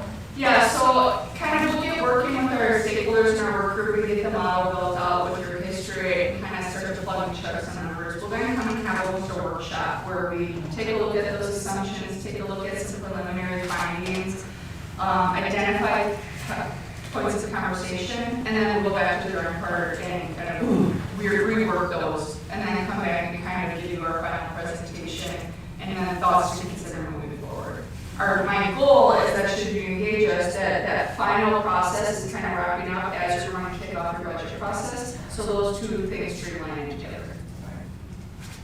So basically is you going and collecting all the historic data and interviewing the clerk, the treasurer, that. Correct. And building the model. So the $2.50 an hour, is that for workshops? Is that? No, that's included in that base. Which is being transparent, heavily discounted from our financial management plan. We were hired in another community in Walworth County, and I kept the pricing the same for that. Our traditional FMP planning services are $15,000, and so I heavily discounted it, understanding that the town has scale operations and limited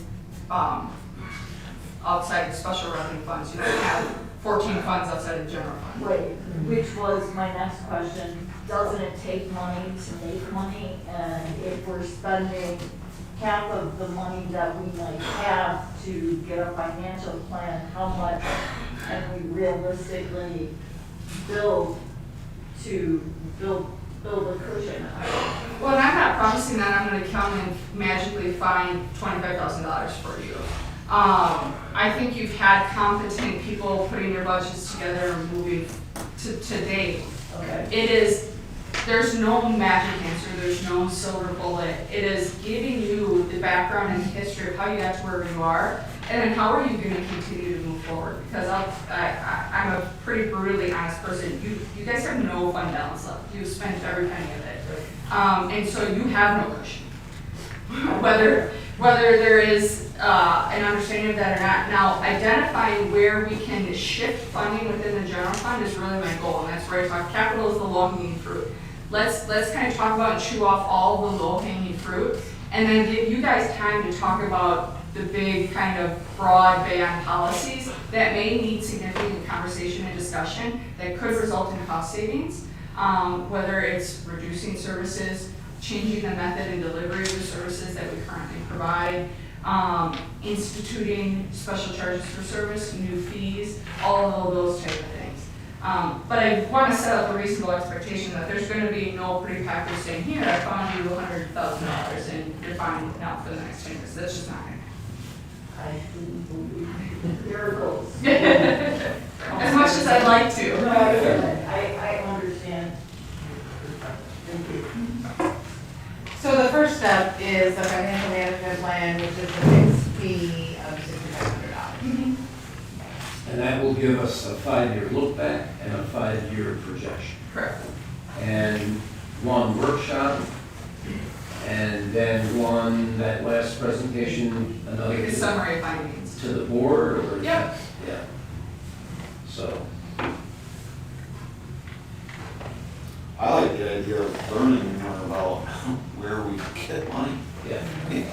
Well, I don't know the one thing I identified. if we're using those resources. During the budget process we were going through was this resolution issue Right.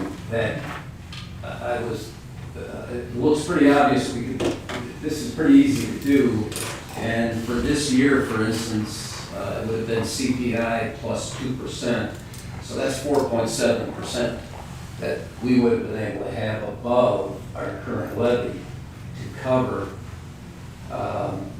fire and rescue, which we don't have. So now we're taking it out of loans or however we're doing it.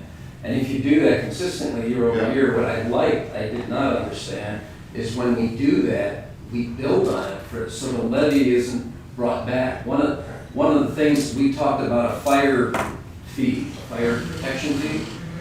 Once you put that on, you lower your levy, and it stays low as you go forward, which is worse. So in this case, we're able to build on it. I'd really like to learn more about that for sure, and any other opportunities that we can identify to help us manage this challenge right now. So I would make a motion to approve the Ayler's proposal for a 5-year financial management plan at $6,500, acknowledging that that would come from our $20,000 that we had budgeted for the administrators, but obviously our finances are very Right, tight. very tight.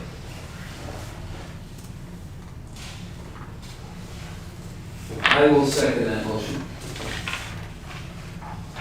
Any discussion?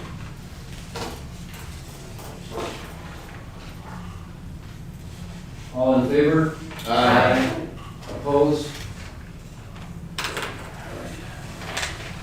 Thank you very much for your time.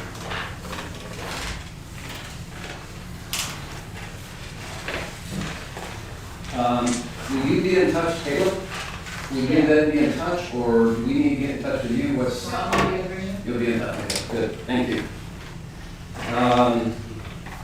All right, public relations. That's the AV equipment. Supervisor Leonard had said, why are we doing half a program last month, right?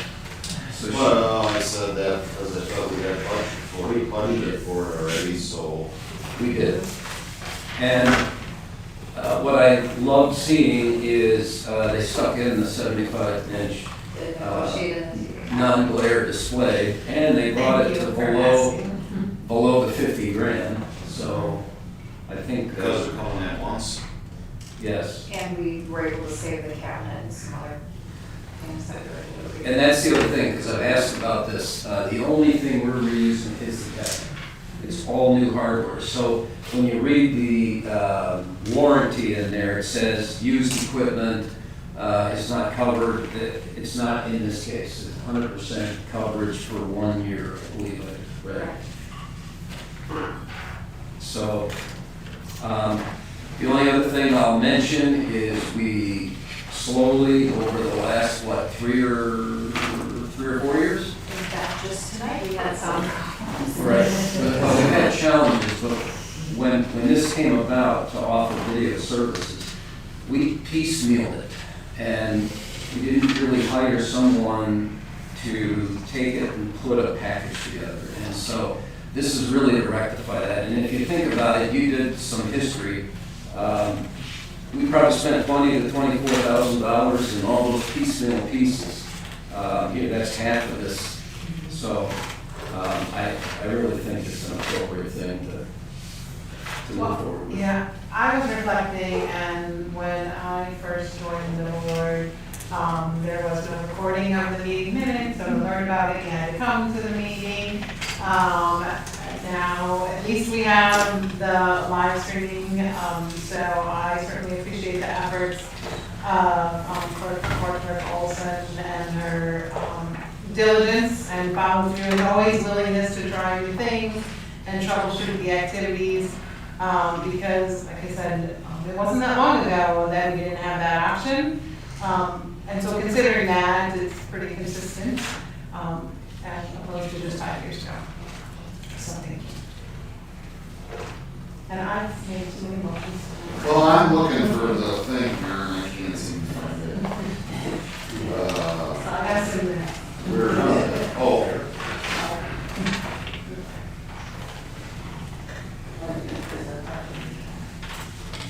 It's on the back.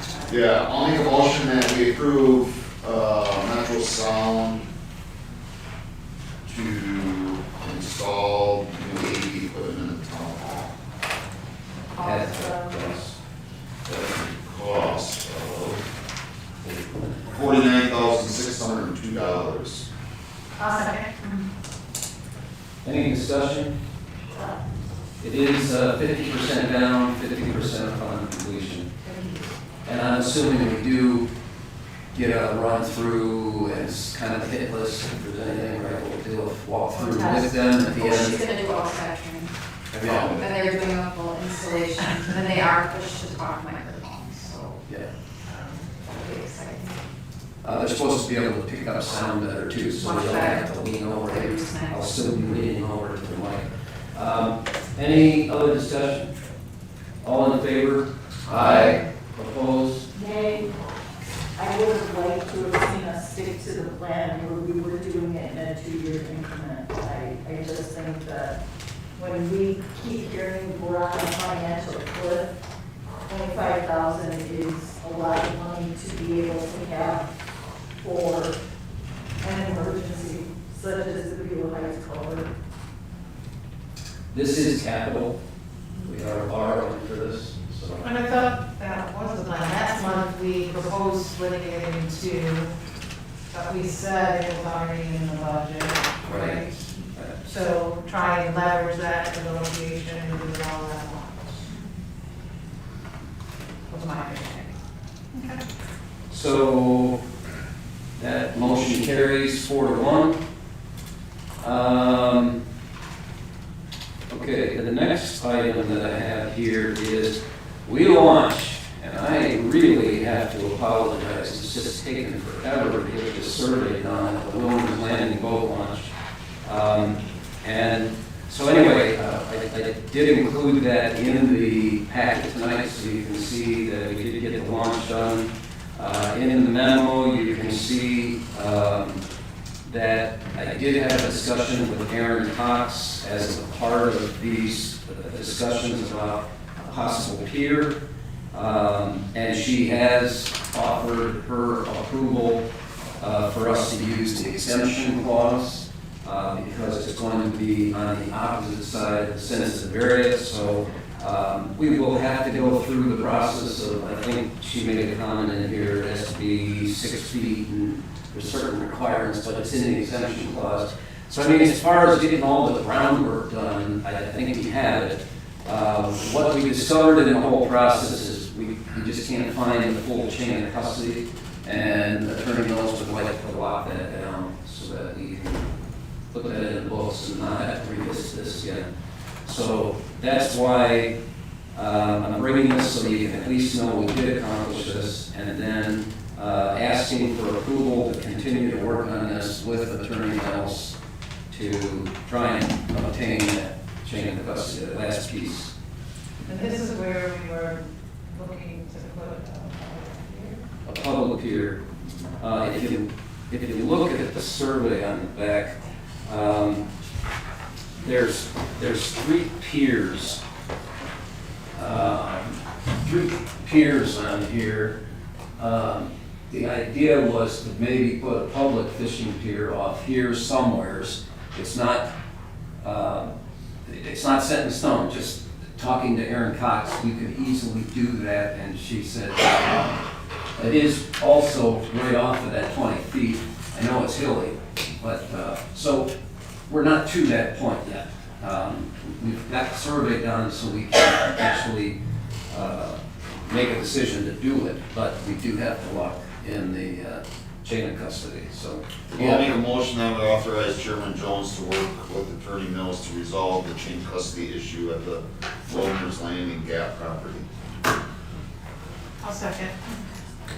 Supervisor Church has a question. Okay, perhaps I'm not understanding your explanation, but I thought that the whole funding for the pier was pulled out of the budget and that project was stopped.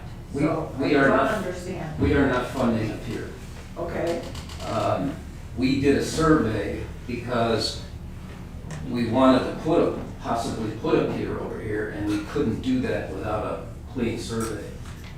At the county, there was no survey on this, so we needed to take this step. So that's what we approved. September, I think it was September or October, we approved to go off and do this survey. Okay. What came out of it is, in the process of doing that, we're looking for chain of custody. I mean, this survey went back to like 1885, in documents, and we're looking for all the documents that this chain of custody allow this to remain as a town of East Troy property, and we can actually do what we want to do with it. And then the pier will be a whole different discussion, and it is not for the town to fund. We are not funding a pier. Does that help, or? In some ways. So what are we trying to accomplish with this title?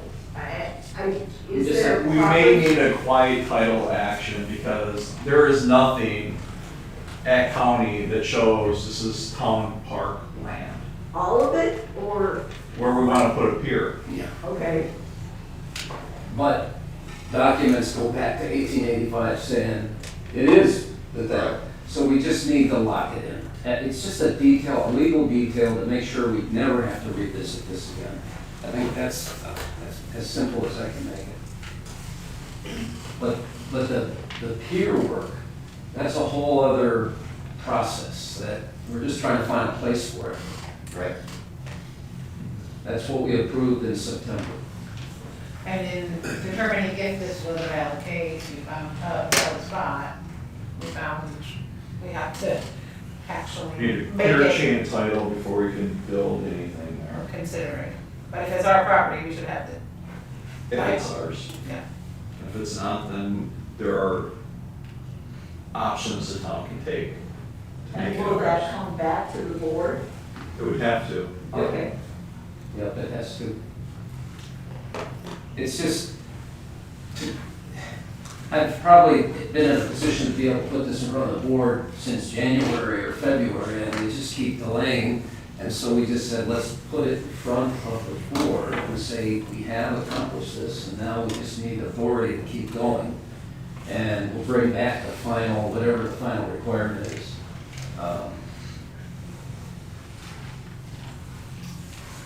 So any other questions? No, thank you for answering.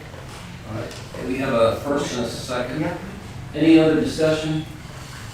All in favor? Aye. Opposed? Motion carries. So now we are to wake boats.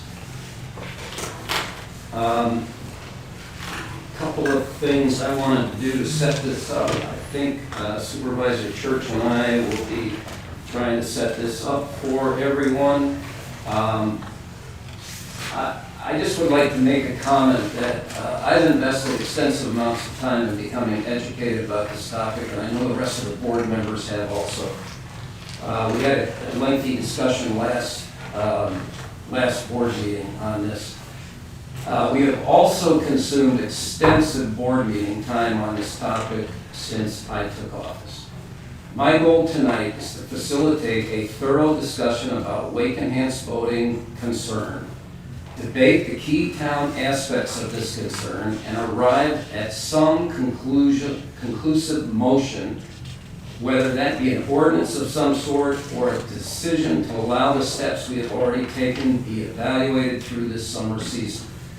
The motion may establish a future date when the board would review and reconvene on this topic if appropriate.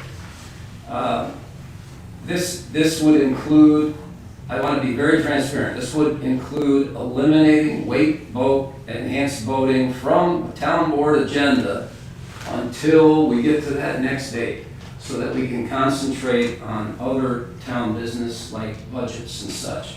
So my hope is we can lay this all out. There was a comment made in public comments that I just want to address.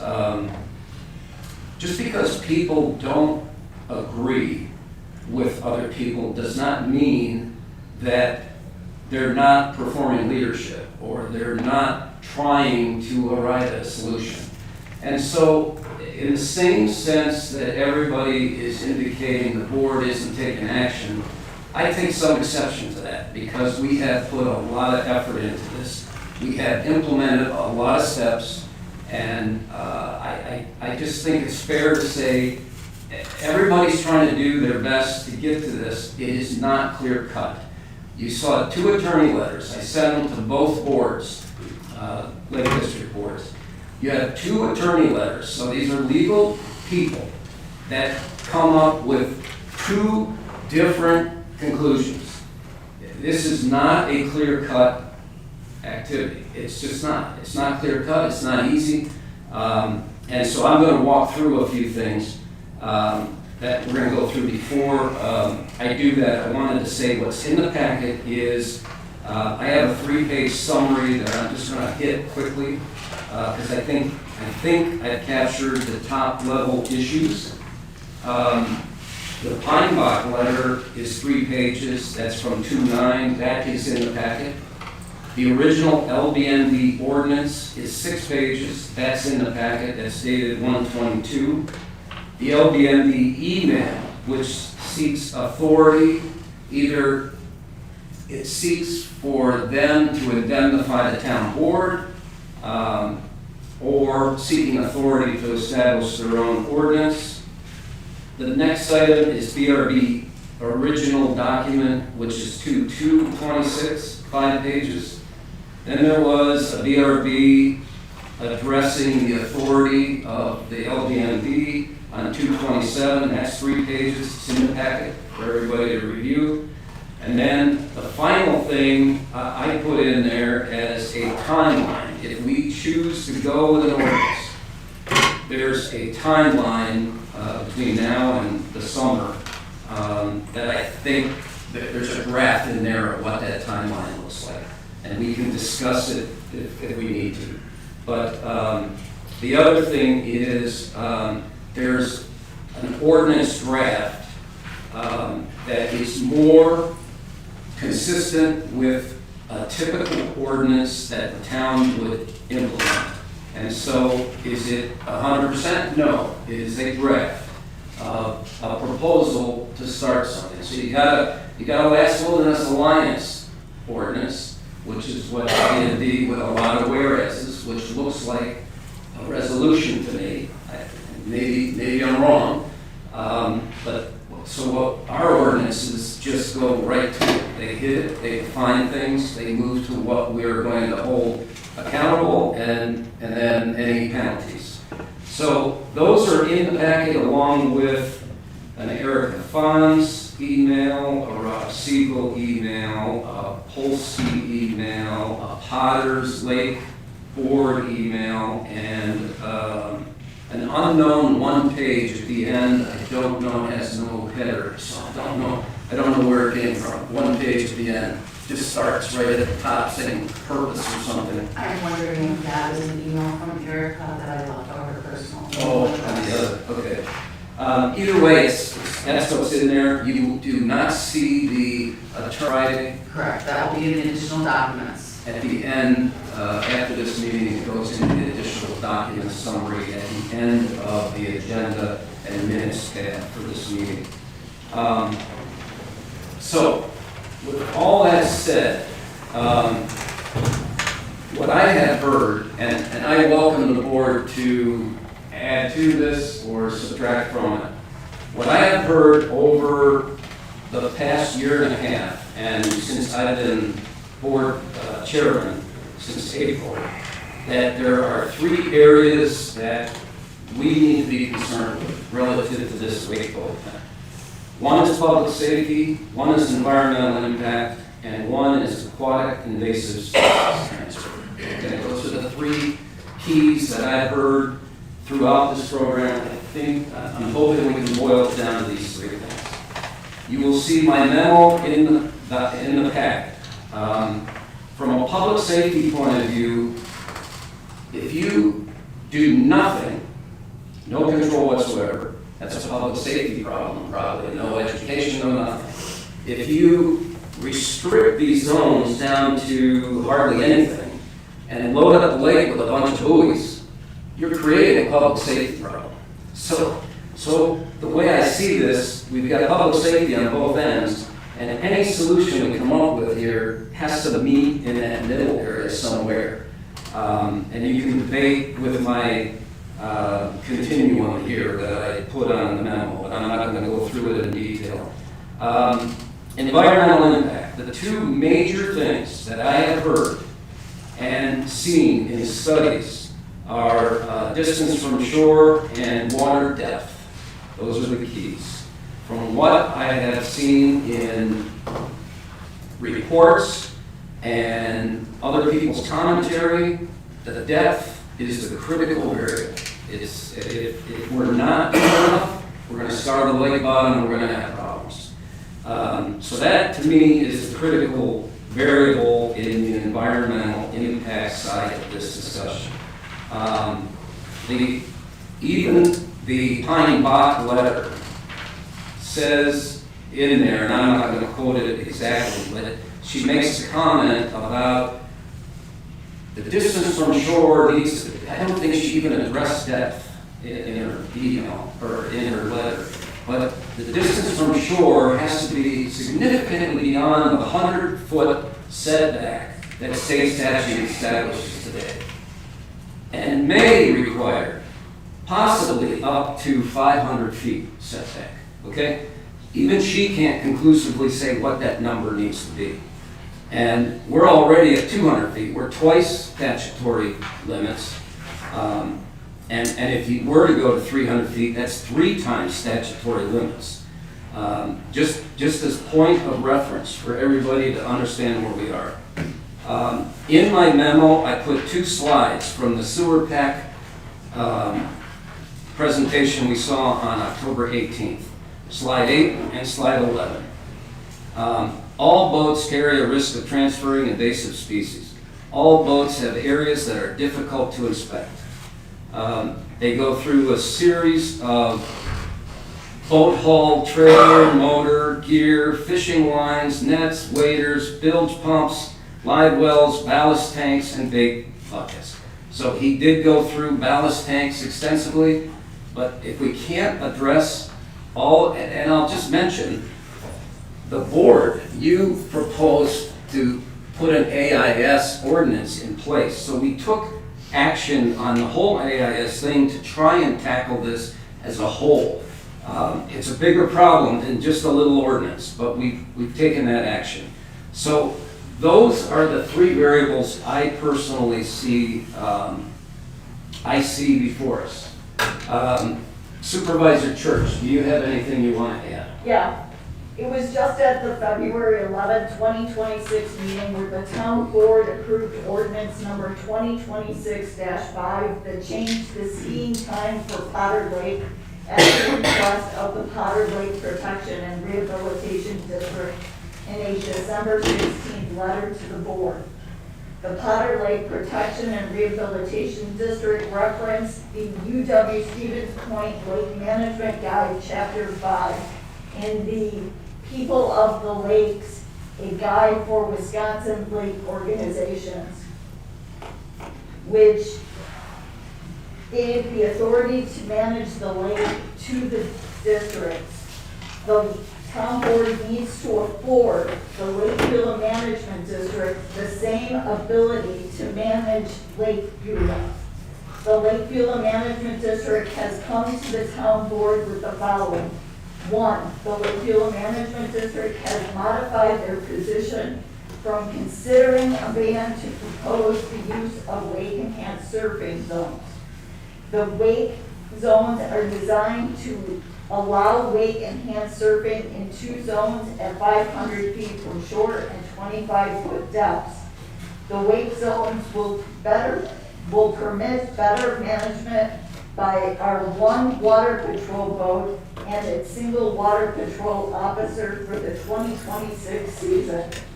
The wake zones will better protect the earthen dam on Highway J. The wake zones will better protect the Lake Beulah's humps and sensitive areas. The Lake Beulah Management District has agreed to assume the liability of a lawsuit regarding the implementation of an ordinance to create wake zones.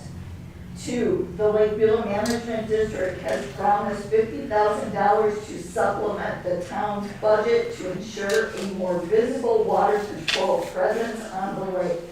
3, the Lake Beulah Management District has provided a sample ordinance and will work with the town attorney to expedite the creation of a Town of East Troy wave and surfing zone ordinance, which will be reviewed by the DNR. The Water Patrol cannot enforce anything without an approved ordinance. The Lake Beulah Management District action is a one-year period during which all parties can study the impact of wake zones to make further adjustments. 5, the Lake Beulah Management District has done its best to fulfill its mission to protect Lake Beulah and meet and exceed all requests of the town board, as well as to consider the desires of those who want to use the lake for all types of uses. Therefore, I make a motion to approve the Lake Beulah Management District's option 1, which asks the town of East Troy to pass a lake and zone ordinance as created by the Lake Beulah Management District.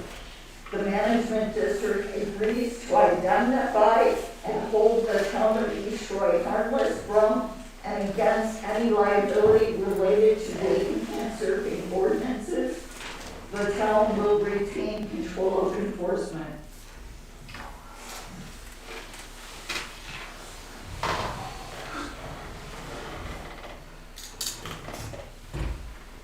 Is there a second? I'll second. Was that a motion? Yeah. Oh, okay. Discussion. A discussion? Yeah. Is it, We did something for Potter Lake. Why aren't we affording the Lake Beulah Management District the power to do like that? Because what we did for Potter Lake and what we do for Lake Beulah, right now, Lake Beulah Management District, is statutorily allowed under, I believe, Chapter 30. There are elements that allow us to set parameters on the lake, and that is statutorily allowed. And it's been done for the last 4 decades. It's been done in both lakes. But I think the Potter Lake, correct me if I'm wrong, their changes in the statute were basically to align with what was already happening and posted on the lake. It wasn't changing the policies of Potter Lake. But we allowed them to make changes that best fit their lake. No, we aligned the ordinance with what was already happening on the lake. And posted it, and, yeah. And it's statutorily allowed. And we reviewed it and made sure that it aligned. You reviewed it, right? No. No. So they didn't propose changes. They proposed language that's different on Potter Lake versus other lakes in the region.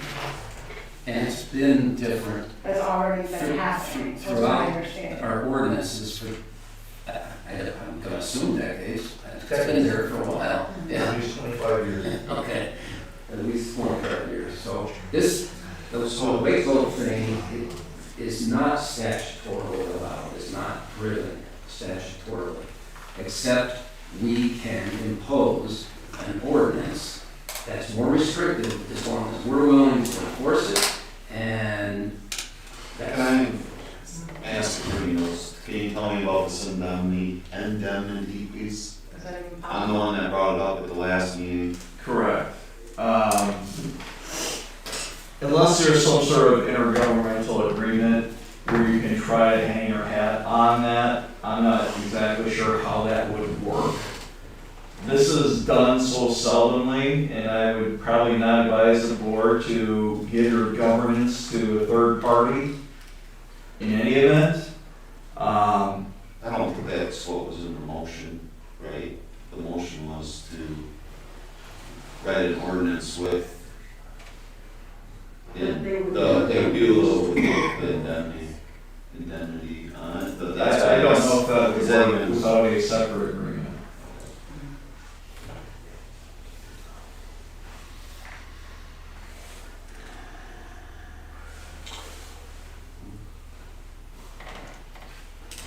I did send a memo, if I may, to the board back on February 20th,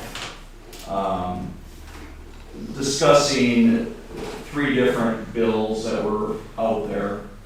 One was for a 200-foot setback, this is regarding wake surfing, 200 foot, one was for 300 feet, one was for 500 feet. I do agree, the letters from the 2 attorneys were completely on opposite ends of what is, quote, mandatory in the Pines-Bach letter versus permissive, which is, I believe, a correct reading of the statute in the letter that came in on Friday. Since that time, I can update the board and say there will be no legislative approval on any of those bills this session. So that's kind of where we're at. But in that memo, one of those proposals did have municipal immunity in it. So at that point in time, I said, you know, you might want to just wait and see if that bill advances and makes it. I guess I'm not comfortable with going any further with this unless I know for sure that we're off the hook. That's the only way that I would, if someone, you know, said that we're off the hook, then maybe I would go for it, but I can't go for it without knowing that. I don't know if the town would ever completely be off the hook, even if we had an ordinance that would pass off immunity. Because one could argue the town was then negligent in handing this over to someone else. But if the legislation considered municipal immunity. Yeah, if one of these, if that bill that had municipal immunity in it does eventually become law, that opens up the playing field a little bit.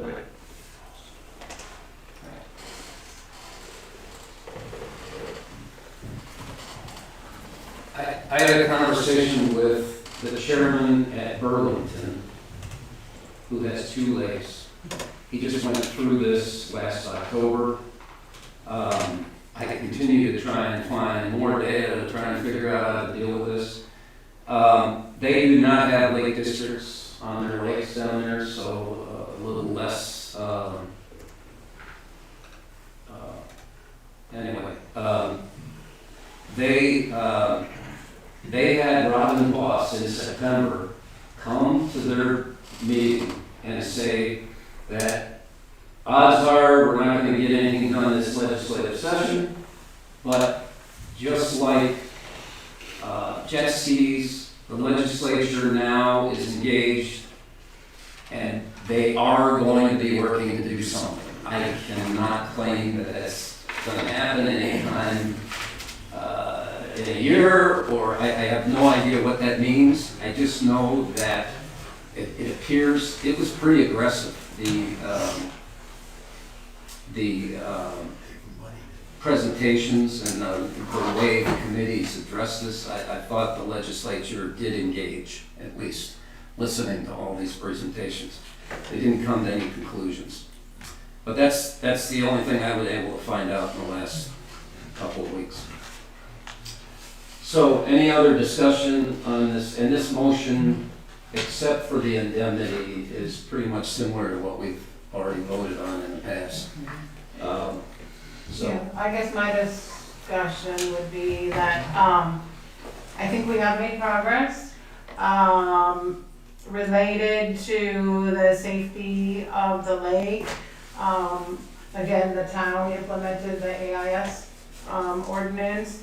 The BRB has offered education and activities. We've talked about implementing buoys this year, which I hope will happen. We had talked about it in '25, and we are increasing the patrols. If it is a short-term ordinance to determine impact, I don't know that we need that documentation. I think the steps are already in place.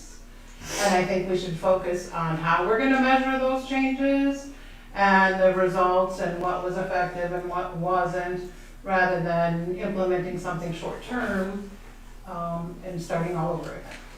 So I think we have taken action. I think we need to measure and determine what worked and what didn't. Where did we ever land on Mill Lake? I know there was discussion. Everybody agrees to take up the building. I mean, that's probably the only commonality we have. And we, But how do you enforce it when you have no ordinance on the books? I mean, if somebody from other than like Beulah goes out there, how do you enforce that? I mean, it would be wrong for our police to. signage and.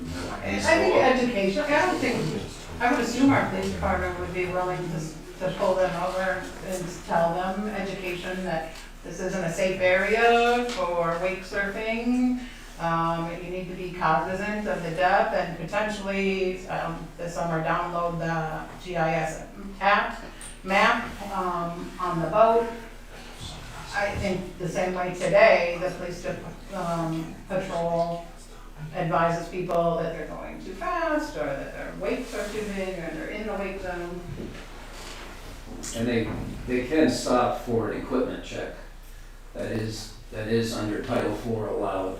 So, if there's reason to believe, something's going on, they can stop and do an equipment check for battery cover and fire extinguisher and all those different things, which is a common way to have a discussion with them. So, that still is allowed as a Title IV stop. I guess from the analysis part of it, I may step in here too. I think Supervisor Church brought it up in the public comments or when we were going through Lake Beulah. We don't even know how many boats are on Lake Beulah. We don't know how many of those boats are wake boats. We don't know how many wake boats are being launched from the launch. I mean, without any of that information, how can you lean one way or the other on what to say or do? I mean, it becomes complicated. It's a very complicated subject. So.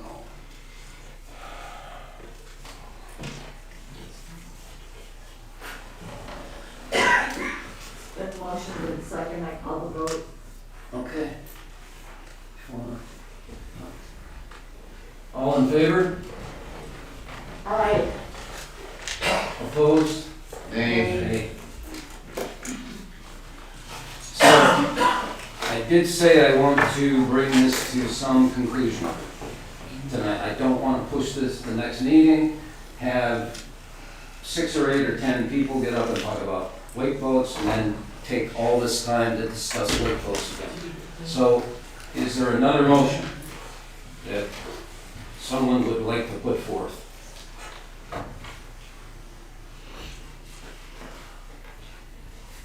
Are we addressing on the agenda E2? We are addressing F9,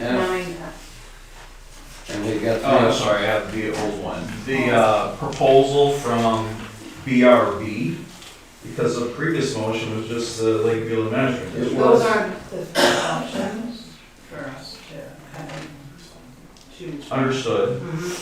So yes, somebody could put a VRB motion up, someone could put a hybrid of all of this up for an ordinance, or, like I said, the third option was to table with actions already implemented. The only reason why I mention that is if it's on the agenda and a motion's not being made, say no action.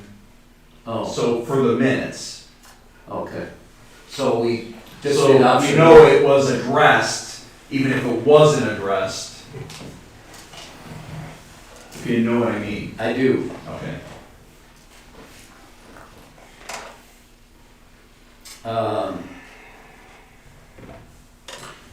Or we Make a motion that they take no action. Right. Right. So. But I do not want to kick this can down to the next Right. month. I just, Right. there's been a ton of time invested. That's my only stipulation on this. then you make a motion. So, I would make a motion. You're the same as we are. Yeah. I will, if people don't, I will have an motion. So, based on the activities that we have implemented, I would make a motion to table any ordinance action related to wake and hat surfing until the 2027 season, after reviewing the results of the actions taken in 26. Was it too much? I got it all. Do we want to put a specific date on when we revisit it? Or, because the 2027 voting season is, what, a whole year away? So do we want to look at it? Like January. Well, there's no ordinance or anything. Right.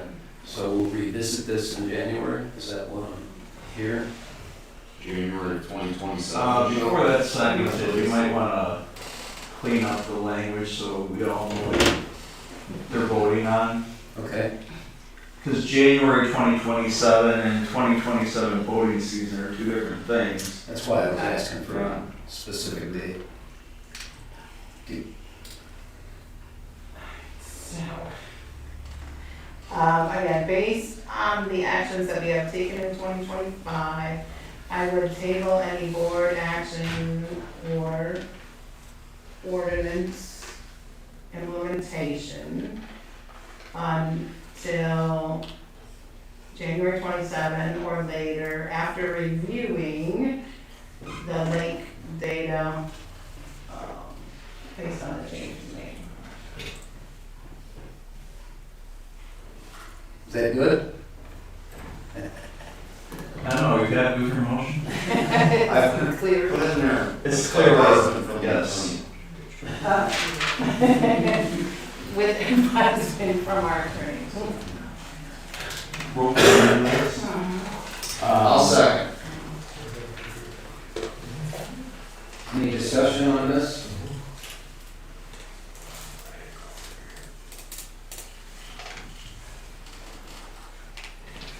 Okay. All in favor? Aye. Opposed? Nay.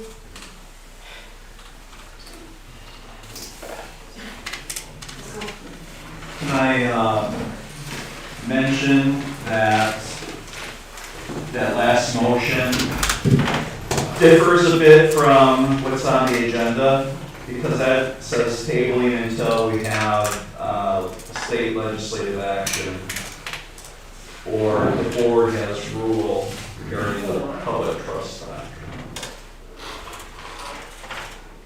Well, I think in the past. That could be sooner, but I guess the board, we can put that on a future agenda at the end of this year if you wanna. We didn't address Address it. the judicial part of Okay. that. You're right. But I think in the past, we've had suggestions as options, and we haven't followed it to the letter. That's true. You know, the agenda item is the primary thing, and then this thing's just Or had. we take an action. So, okay. I still would like a motion that no action is gonna be taken on option 2. I'll make a motion that we take no action on option 2, the BRB restriction recommendation of 300 foot and 20 foot. And a timeline draft ordinance proposal for the town of Detroit. Any discussion? All in favor? Aye. Opposed?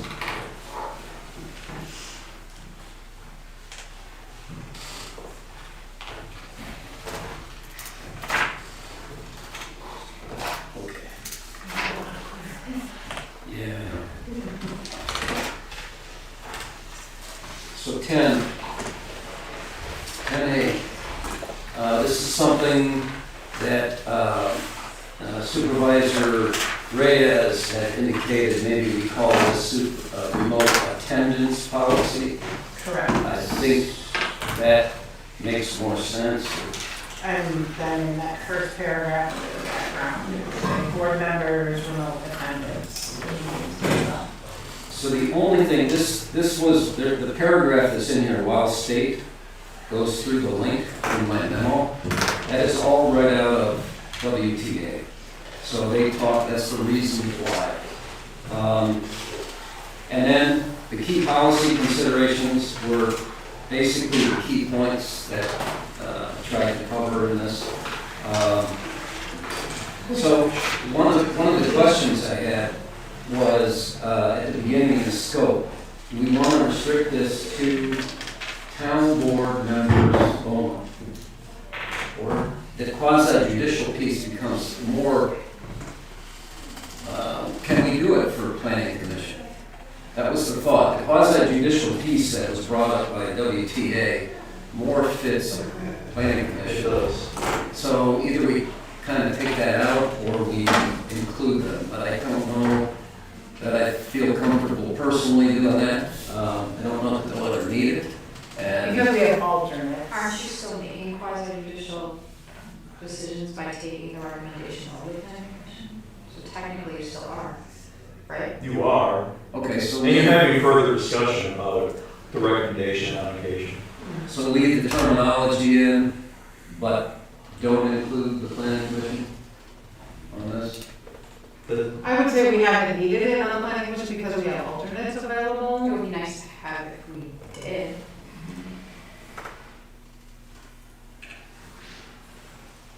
Or if I can talk you into that one extra alternate. Then it won't need it.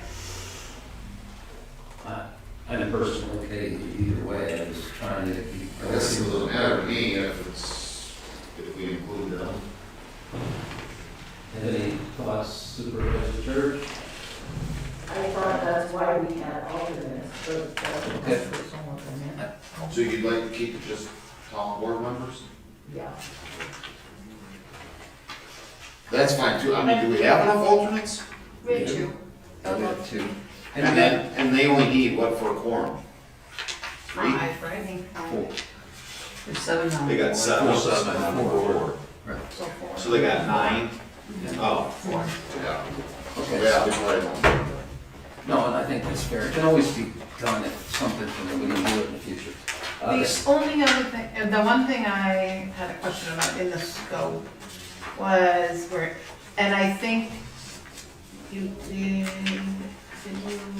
was absences requiring longer term remote access, and then you did put down here long-term excused absence of 60 days, right? 60 days because I was talking to Clerk Treasurer Loth and we were kind of looking at this and we've got,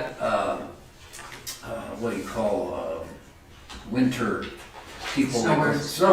You got snowbirds that might go away for 6 months, but they're not in our community experiencing what we're all experiencing. I don't know that that's a valid approach. So the 60 days seem to be a good spot, but that can be adjusted. We can change that. It's good to define it, so we can start with that. The other thing was, for meetings, they do say video and sound, like voice and visual, and most of the open meeting stuff. Do we want to offer a audio only, where people phone in only, and they don't have video? That was one thing that's, I highlighted in here for us to discuss. That has been done in the planning commission in the past. They have done a phone only.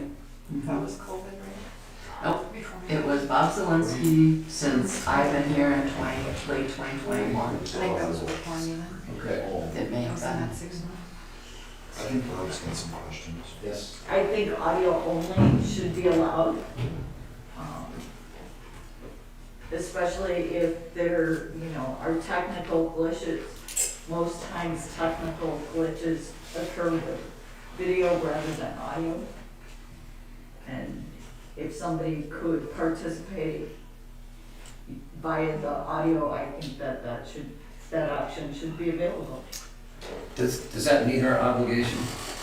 Since it sounds like you may be limiting it to the board, Yes. and we know what everyone sounds like, Okay, I don't know if you need the visual part of it. okay, And we're not gonna do it for closed session. right, that's later. Yeah. So that, like, then it would probably, if we were to consider closed, it would require a video, right? Possibly. So we'll say, But we're not doing closed Or session. not. no, it's later, Yeah. it's covered later, but yeah, we're not, unless people feel differently, but, Well, I don't think it's transparent. no, I don't think so. I think it's concerning to me, closed session. So audio only, and, my objective was to leave this with you then after, and you'll clean. Does anybody else have anything else on page 1? I think that there should be a statement that says, all town board members, in the best interest of transparency and representation of the town constituents, should do their best to be present at all town board meetings, workshops, and committees. But when not available to do so, they should work with the town's human resources person or staff people to be present virtually. I think that we should put in our policy that, meetings will be adjusted on the calendar in order to accommodate versus always just going to a virtual appearance. Which we do at the end of every board meeting, right? We try and accommodate moves. So I think the scope says that remote access for board members is allowed for medical reasons or extenuating circumstances which keep a board member from physically attending a meeting. Is that in line with your? Does that imply that? Barb? Yes, it implies there has to be extenuating circumstances if you're not going to show up. That the preference is that you're expected to be here in person and available, unless not available. Yes. Is that acceptable? Sure. My question was in section 4 on general guidelines, remote members must notify the chair or clerk at least one business day prior. Is that enough time to test and make sure? I think you could probably be hours before. You're allowed to post an emergency notice 2 hours before a board meeting. You should be able to figure this out. I feel as though that if you're going with audio only, that You're gonna send the link to the board member? they call it on their cell Yes, phone. yes, That's what Bob Zelinski did for the planning commission. Call And it you know on their what? cell phone. If it doesn't, if the audio doesn't work, And we'll just. and that person is unable to participate, then you move forward as a 4-person board for that meeting. Right. At this But I point, just all wanna of our make sure trials you have guys- been successful and teams has worked fine, so I just wanna make sure you guys are okay. That was a So question. do we want to say 1 business day or do we want to say less? Less. I think it can be allowed. So what? But is that, Yeah, I think that's. but are fine. you giving them a specific link, right? So it's not like. No, you have to, you just send them an invitation on Teams, so it just goes directly to, because you guys all have Outlook, so it's easy enough. And you can do that in 2 hours. But it's not like anyone else could then dial in. No, they wouldn't have access, it's just one-on-one. If it's on the calendar, on the website, It wouldn't be, there's not a link, it's just. no, it's just one-on-one, like I would send a link to you through Teams, you would accept the link, dial in, and it's just contact. You get the invitation. Right.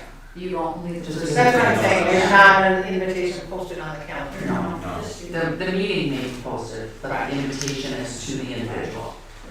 And that's on a separate computer than what we have now, until Brennan takes over.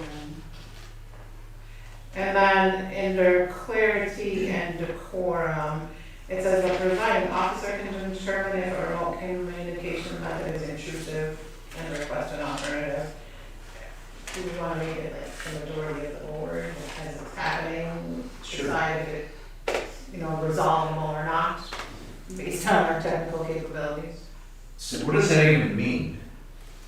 if things are echoing, or Just glitching and they have to redial in and restart, or right, and you gotta redo it 3 times, I mean, I think that's what that means. like when to determine it's not working. I think that should be board, I agree. The majority. Simple majority. Yeah.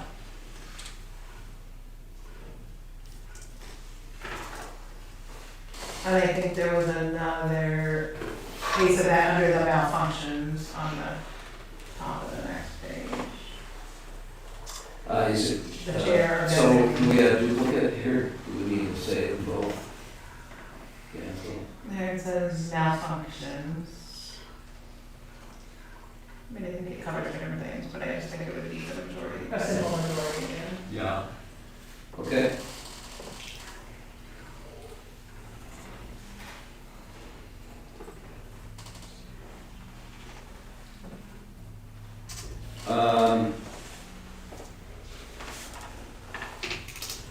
Entering and leaving a meeting, I sort of stuck in because it was talking about up here, each of these key areas they wanted covered.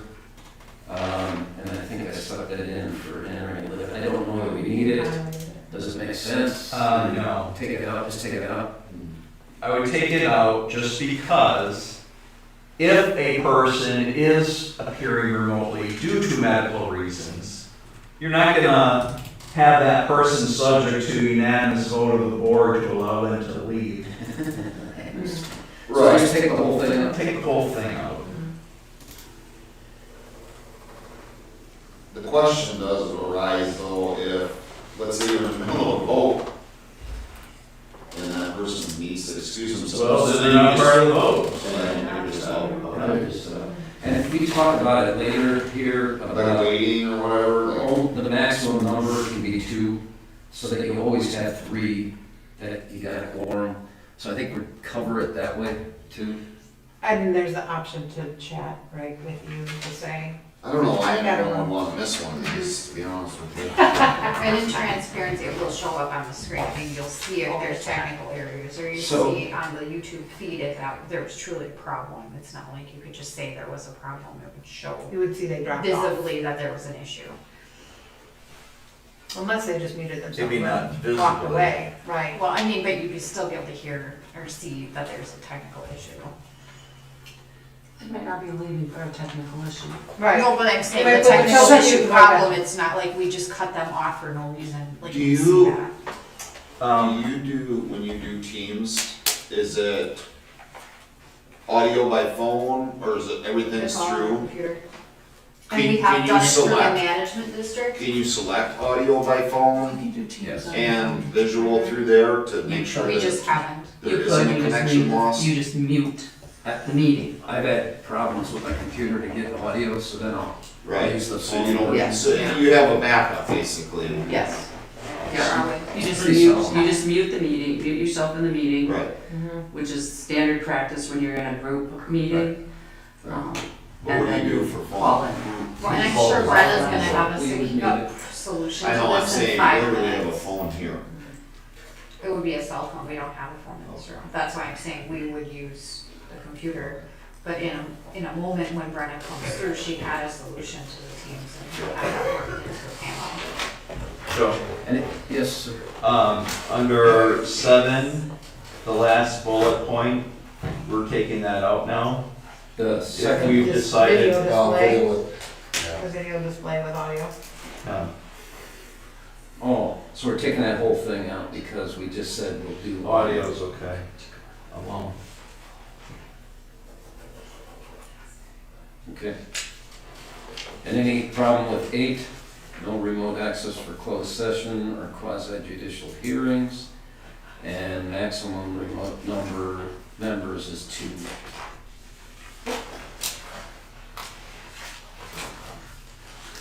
I think it's good to just make sure we all have the option when needed and be prepared and then have, be able to set it up.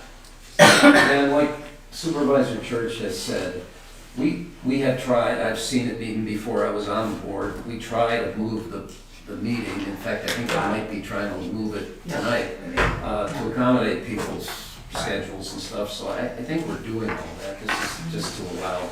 So did we need a motion? I'll make a motion that we approve the remote access policy with the pending edits for attending meetings and workshops by town board members.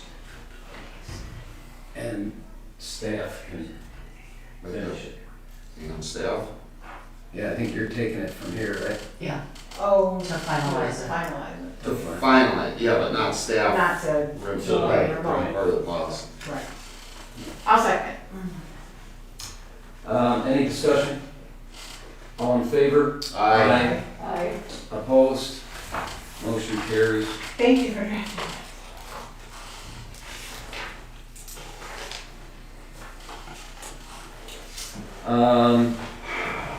This one, discussion, possible action on, I had you'll see in the memo, there's a memorandum I got from the county, Beulah, explaining that from back in March of '23, he was pushing out a right-of-way on the road to 66 feet. And he is not recognizing that document that was provided. And if you look at it, 66 feet cuts right through the existing building. It just doesn't make sense on its face where it is right now. So what I need to do is work with Attorney Mills to try and bring this to some level of conclusion. We would probably, anything we come up with, we'd have to come back to the board for approval, right? Yes. So it's not disappearing, it'll be coming back to the board. So I would authorize Chairman Jones and Attorney Mills. Motion authorized. I'll make a motion to authorize, yes.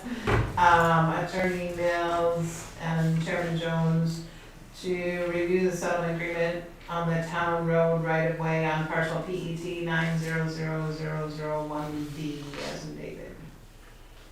Per the Walworth County request. I'll second that motion. This is the Lindy's property, and this is one impediment to trying to move forward and doing something constructive with that property, and that's probably why I'm bringing it up here as an important thing. I'd rather not see a blighted building down here forever. So Supervisor Church. do we have plans that have been put forward? Why are we here?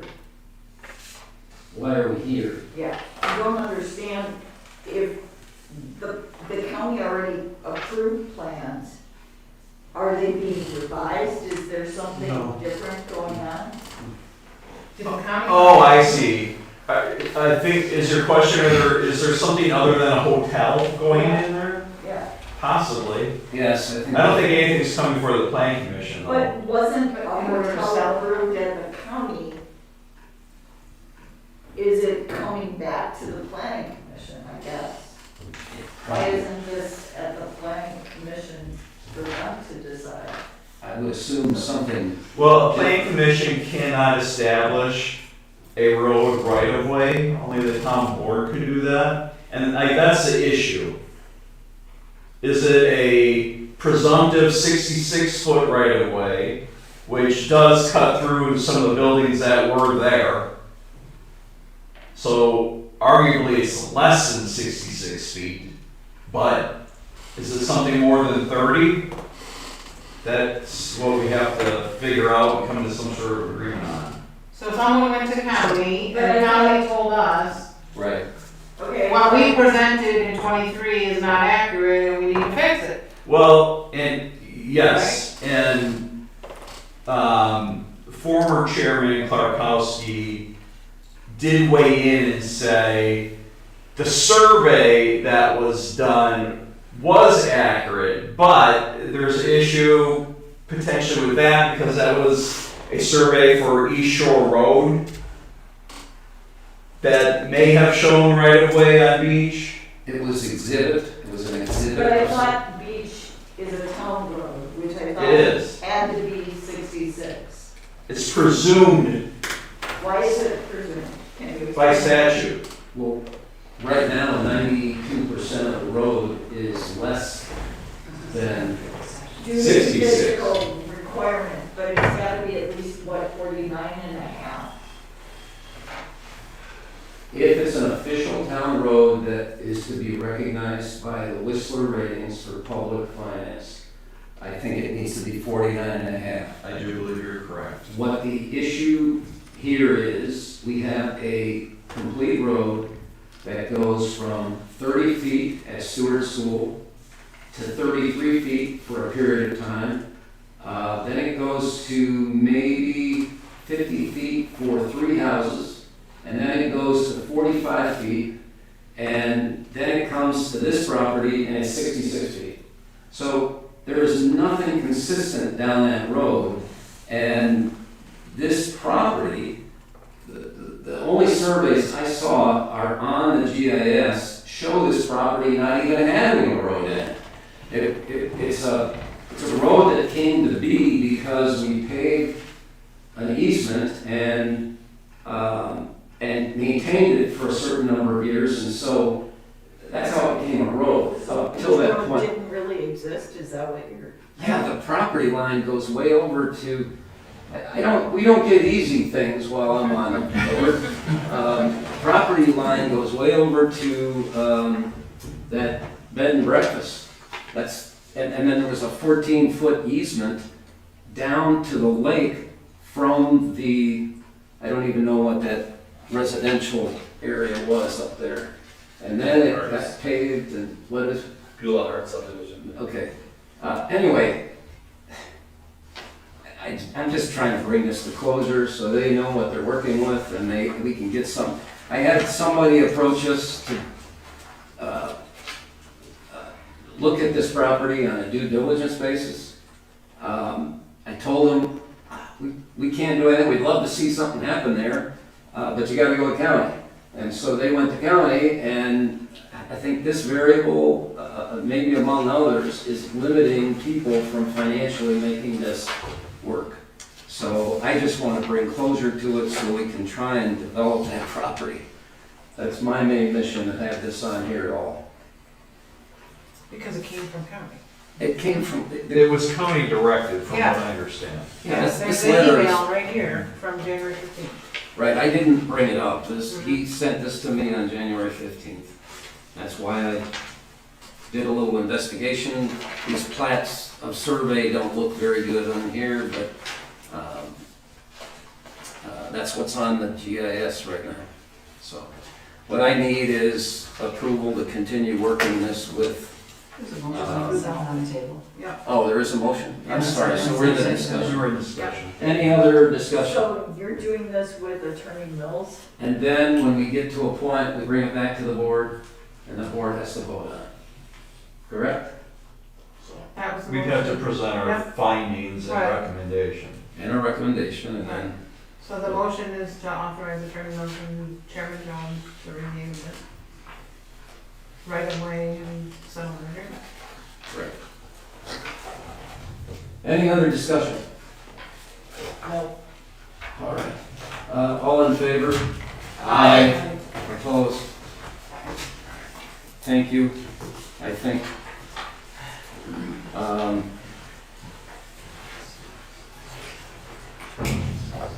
I really like the Beach Road letter. That was easy. I could just write it and send it. So the next one here is, we talked about, I pulled out Supervisor Church's report. This is the document for the land use agreement from the DNR, offering use of up to 5 stalls. One thing that you should know is, during the copy, there was a sentence or two removed from the first page. So I added it up here. It says, whereas the permittee desires to gain permission from the owner to cross the premises in order to manage and develop native habitat hiking trail on the 63.4 acre. allowing up to 5 public parking stalls, which I thought was pretty generous. I didn't know we'd get 3, but they're allowing up to 5.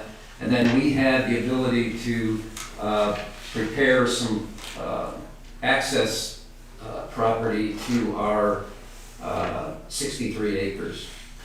So the recommendation was to do this in a 5-year agreement, and then after this, in 5 years, everything goes well and everything, they might extend it to 15. So, Did they- $0? Yeah, did they include the cost in Yes. remember when we were down there and there was like Yeah, 500? yeah, there was money involved. Then there was later 1,500. Supervisor Church, you did this? Yep. Nice job. Thank you. So, We need a motion. to allow, who signs this? I move we and authorize Jean. Chairman Jones to sign the DNR land use agreement for the use of 5 parking stalls at Army Lake Park. Second. Gina's on the agreement as having to sign it too. Oh, yes. Chairman Jones and Clerk Loth to sign the DNR's land use agreement at Army Lake Park. I still second it. All in favor? Aye. Opposed? All right, motion carries. I'll make a motion that we authorize Chairman Jones to sign the contract with Mead Hunt for the 2026 landfill testing. I'll second. Any discussion on this? We do this each year. All in favor? Aye. Opposed? Motion carries. If I may, I'm sorry to go back. Uh-oh. In this land use agreement with the DNR, when I reviewed it, I had sent you comment regarding the notice section. The 30 days. No, who is a property manager and at what address are they supposed to be getting notices? Oh, I thought you said owner, and that's what this owner is clearly DNR. Says with the exception of emergency notice provided to the property manager. Is that the DNR supervisor, Church? I'm sorry. The property manager? Yes, that would be land stock, I believe. Okay. I just wanted to make sure that everyone knew who notices went to. I believe it's land stock. Okay. No, it says, Where are we at? section 4, the owner may terminate this agreement by providing 30-day written notice to permittee. Yeah, I'm under 20. So that's us. Right. Oh, with the exception of emergency. Yeah, this is the first time property manager shows up in the agreement. I know for signage, we have to go to Lance. I believe that's correct, right? Lance is the one that approves all the DNR signage.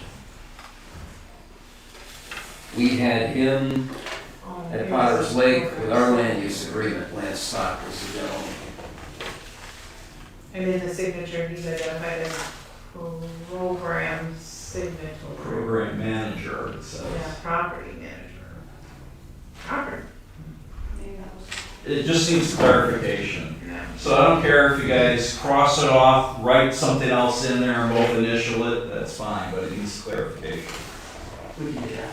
I think we'll Find out. probably do that. Yeah.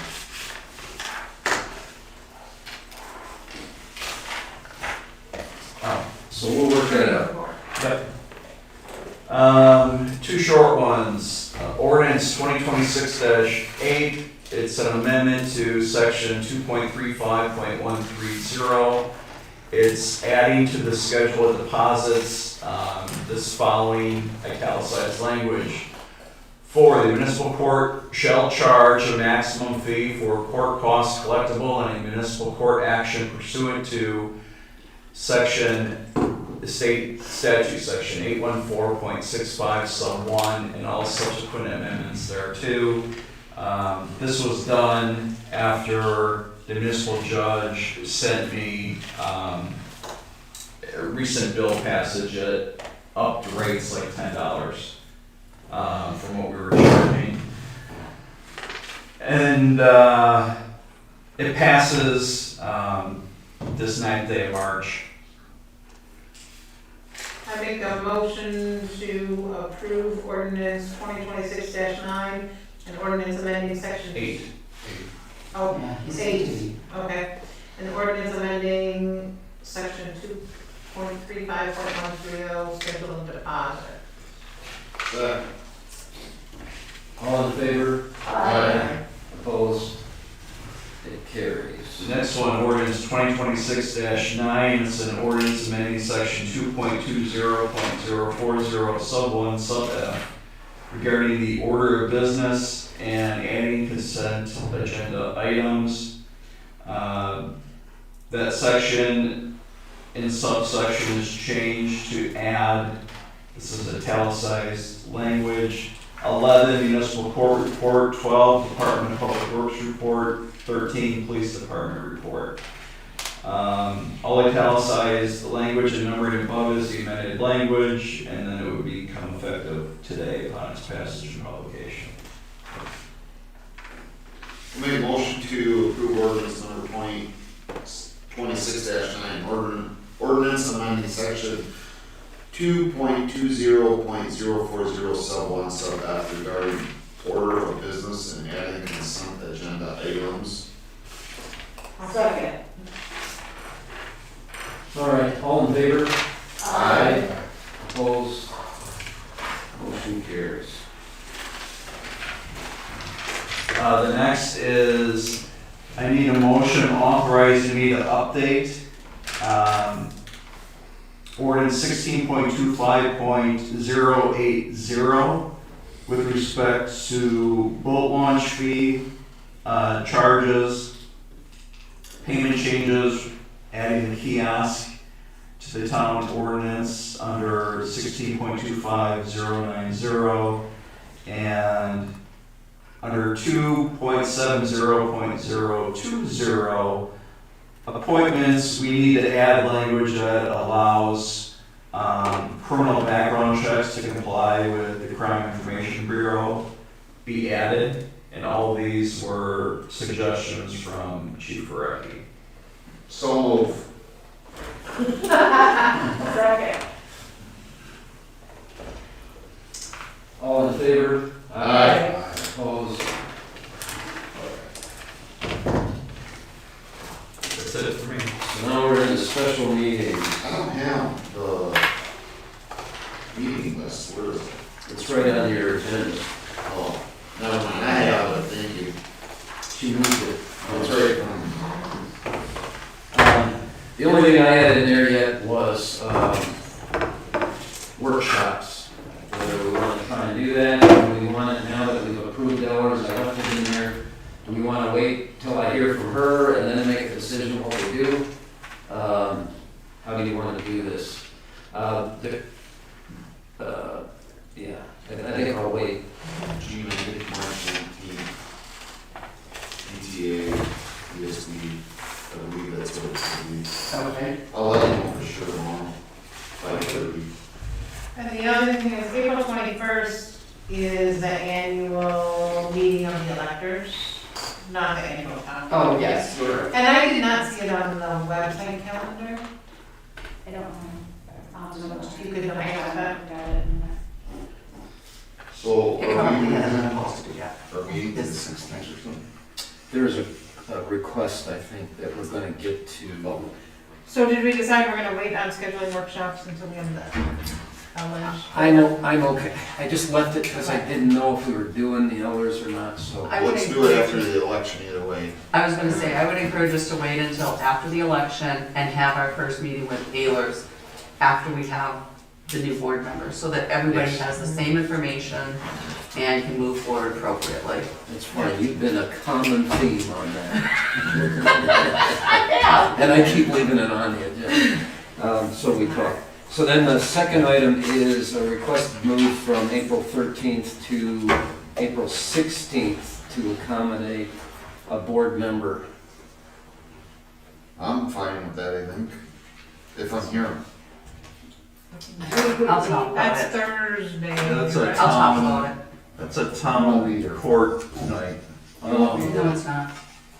It's, Well, I don't know. Won't that be oh, when we swear? Thursday, you said that there, But if it's at We five know we o'clock, swear in on the until 21st. the 21st. You plan on Oh. available in control? Oh, you will be here. Don't know at this point. But wouldn't we need a special meeting? We haven't had pre-trials for April yet, so I don't know what's gonna be on the trial docket for April. Okay, wait, we got two things going yeah. at the same Okay, time. so What? when, The The 16th 16th is is a court night. Thursday. correct. It is a court night? Yes. It's a trial night. However, So that it could be an issue or it could not be an issue. I was gonna say, we did discuss it, and when we did discuss it, it didn't seem to be an issue, other than the fact that a commission decision that's made on the 18th would not then, this month, would not get to county on time by delaying the meeting from the 13th to the 16th. However, we did discuss having a special town board meeting on the 19th of March. It would be to approve the planning commission recommendations and any other business that might come up that needs to be addressed. It would We be have to do extreme. it that March 19th, the week that I'm out. Well, that's Can we do I didn't know you were ETA. out. Yeah, can we do it? ETA, ESD is that night too. Well, we just found that out. I know. I'm trying to be on top of this. We could do it a different night. And just, We It's were gonna just be like a planning- 15 just minute as- meeting, right? We could, Yeah. yeah, yeah, So, can we and do those it? are kind of dotting of i's, crossing of t's. Right, right. For the planning commission, both of them, because we've seen Schaefer several times yeah. on the I same. mean, we can push it to the next week if we want to. Right, We knew that we could do it as soon as the 19th, because the decisions would be made on the 18th by the planning commission. yeah. So if the 19th doesn't work, we can look at any date We do the of the 23rd following or the week. 26th? Of what? March. Oh, March. For a 15-minute to review the March planning commission stuff. And I asked for, to be excused from appearing at that anyway. Yeah, don't come for 15 minutes. Okay.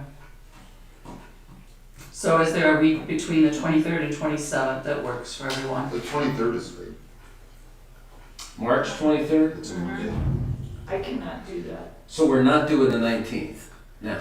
No. Okay, we're moving on. So March 23rd, so postponing from the 16th, from the 13th to the 16th for the regular town board meeting, and then, Well, I don't think we talked about that yet. Yeah, we Because did. Well, Jen we said did. that we have trials, so that could be an issue. Yeah. okay, but, okay. When we talked about it, it wasn't. But we haven't had Yeah, pre-trials for sure. April yet. And don't Okay. use this room on trial night? No, Mm-mm. no, It's all in the That's our courtroom. pre-trial night. correct.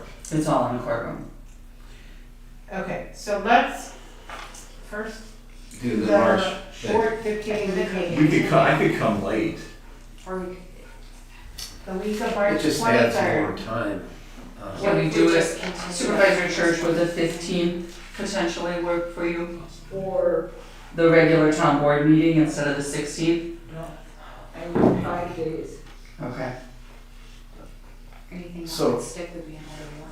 We're flipping back and forth. Are we gonna do the 23rd now for the special meeting? Yes. That's for sure. And what time is that?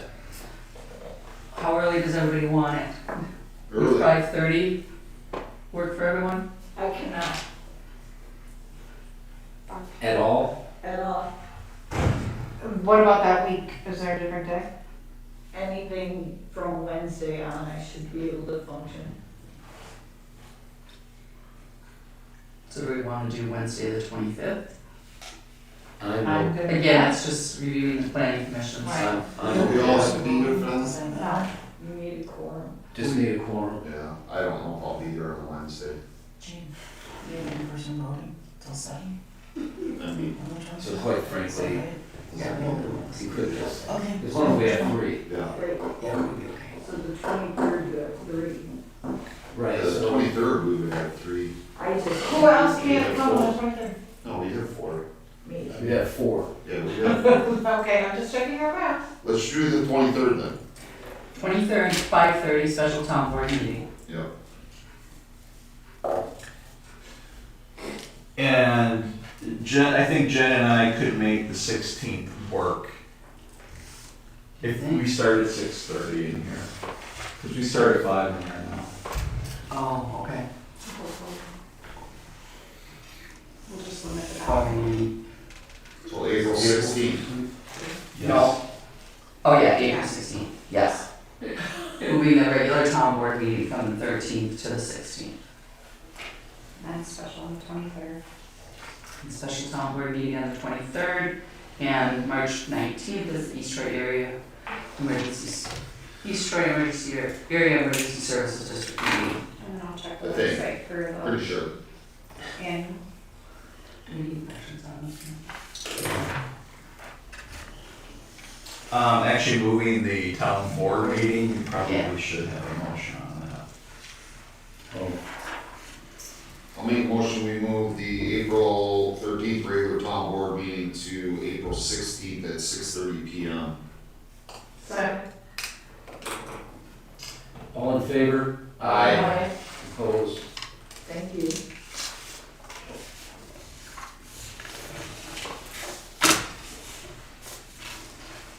Weird to have it on Thursday. I'll make a motion to move to closed session pursuant to Wisconsin statute 19.85 sub 1 sub C and 19.85 sub 1 sub B for consideration of personnel matters. Second. We need a roll call. Reyes, aye. Jones, aye.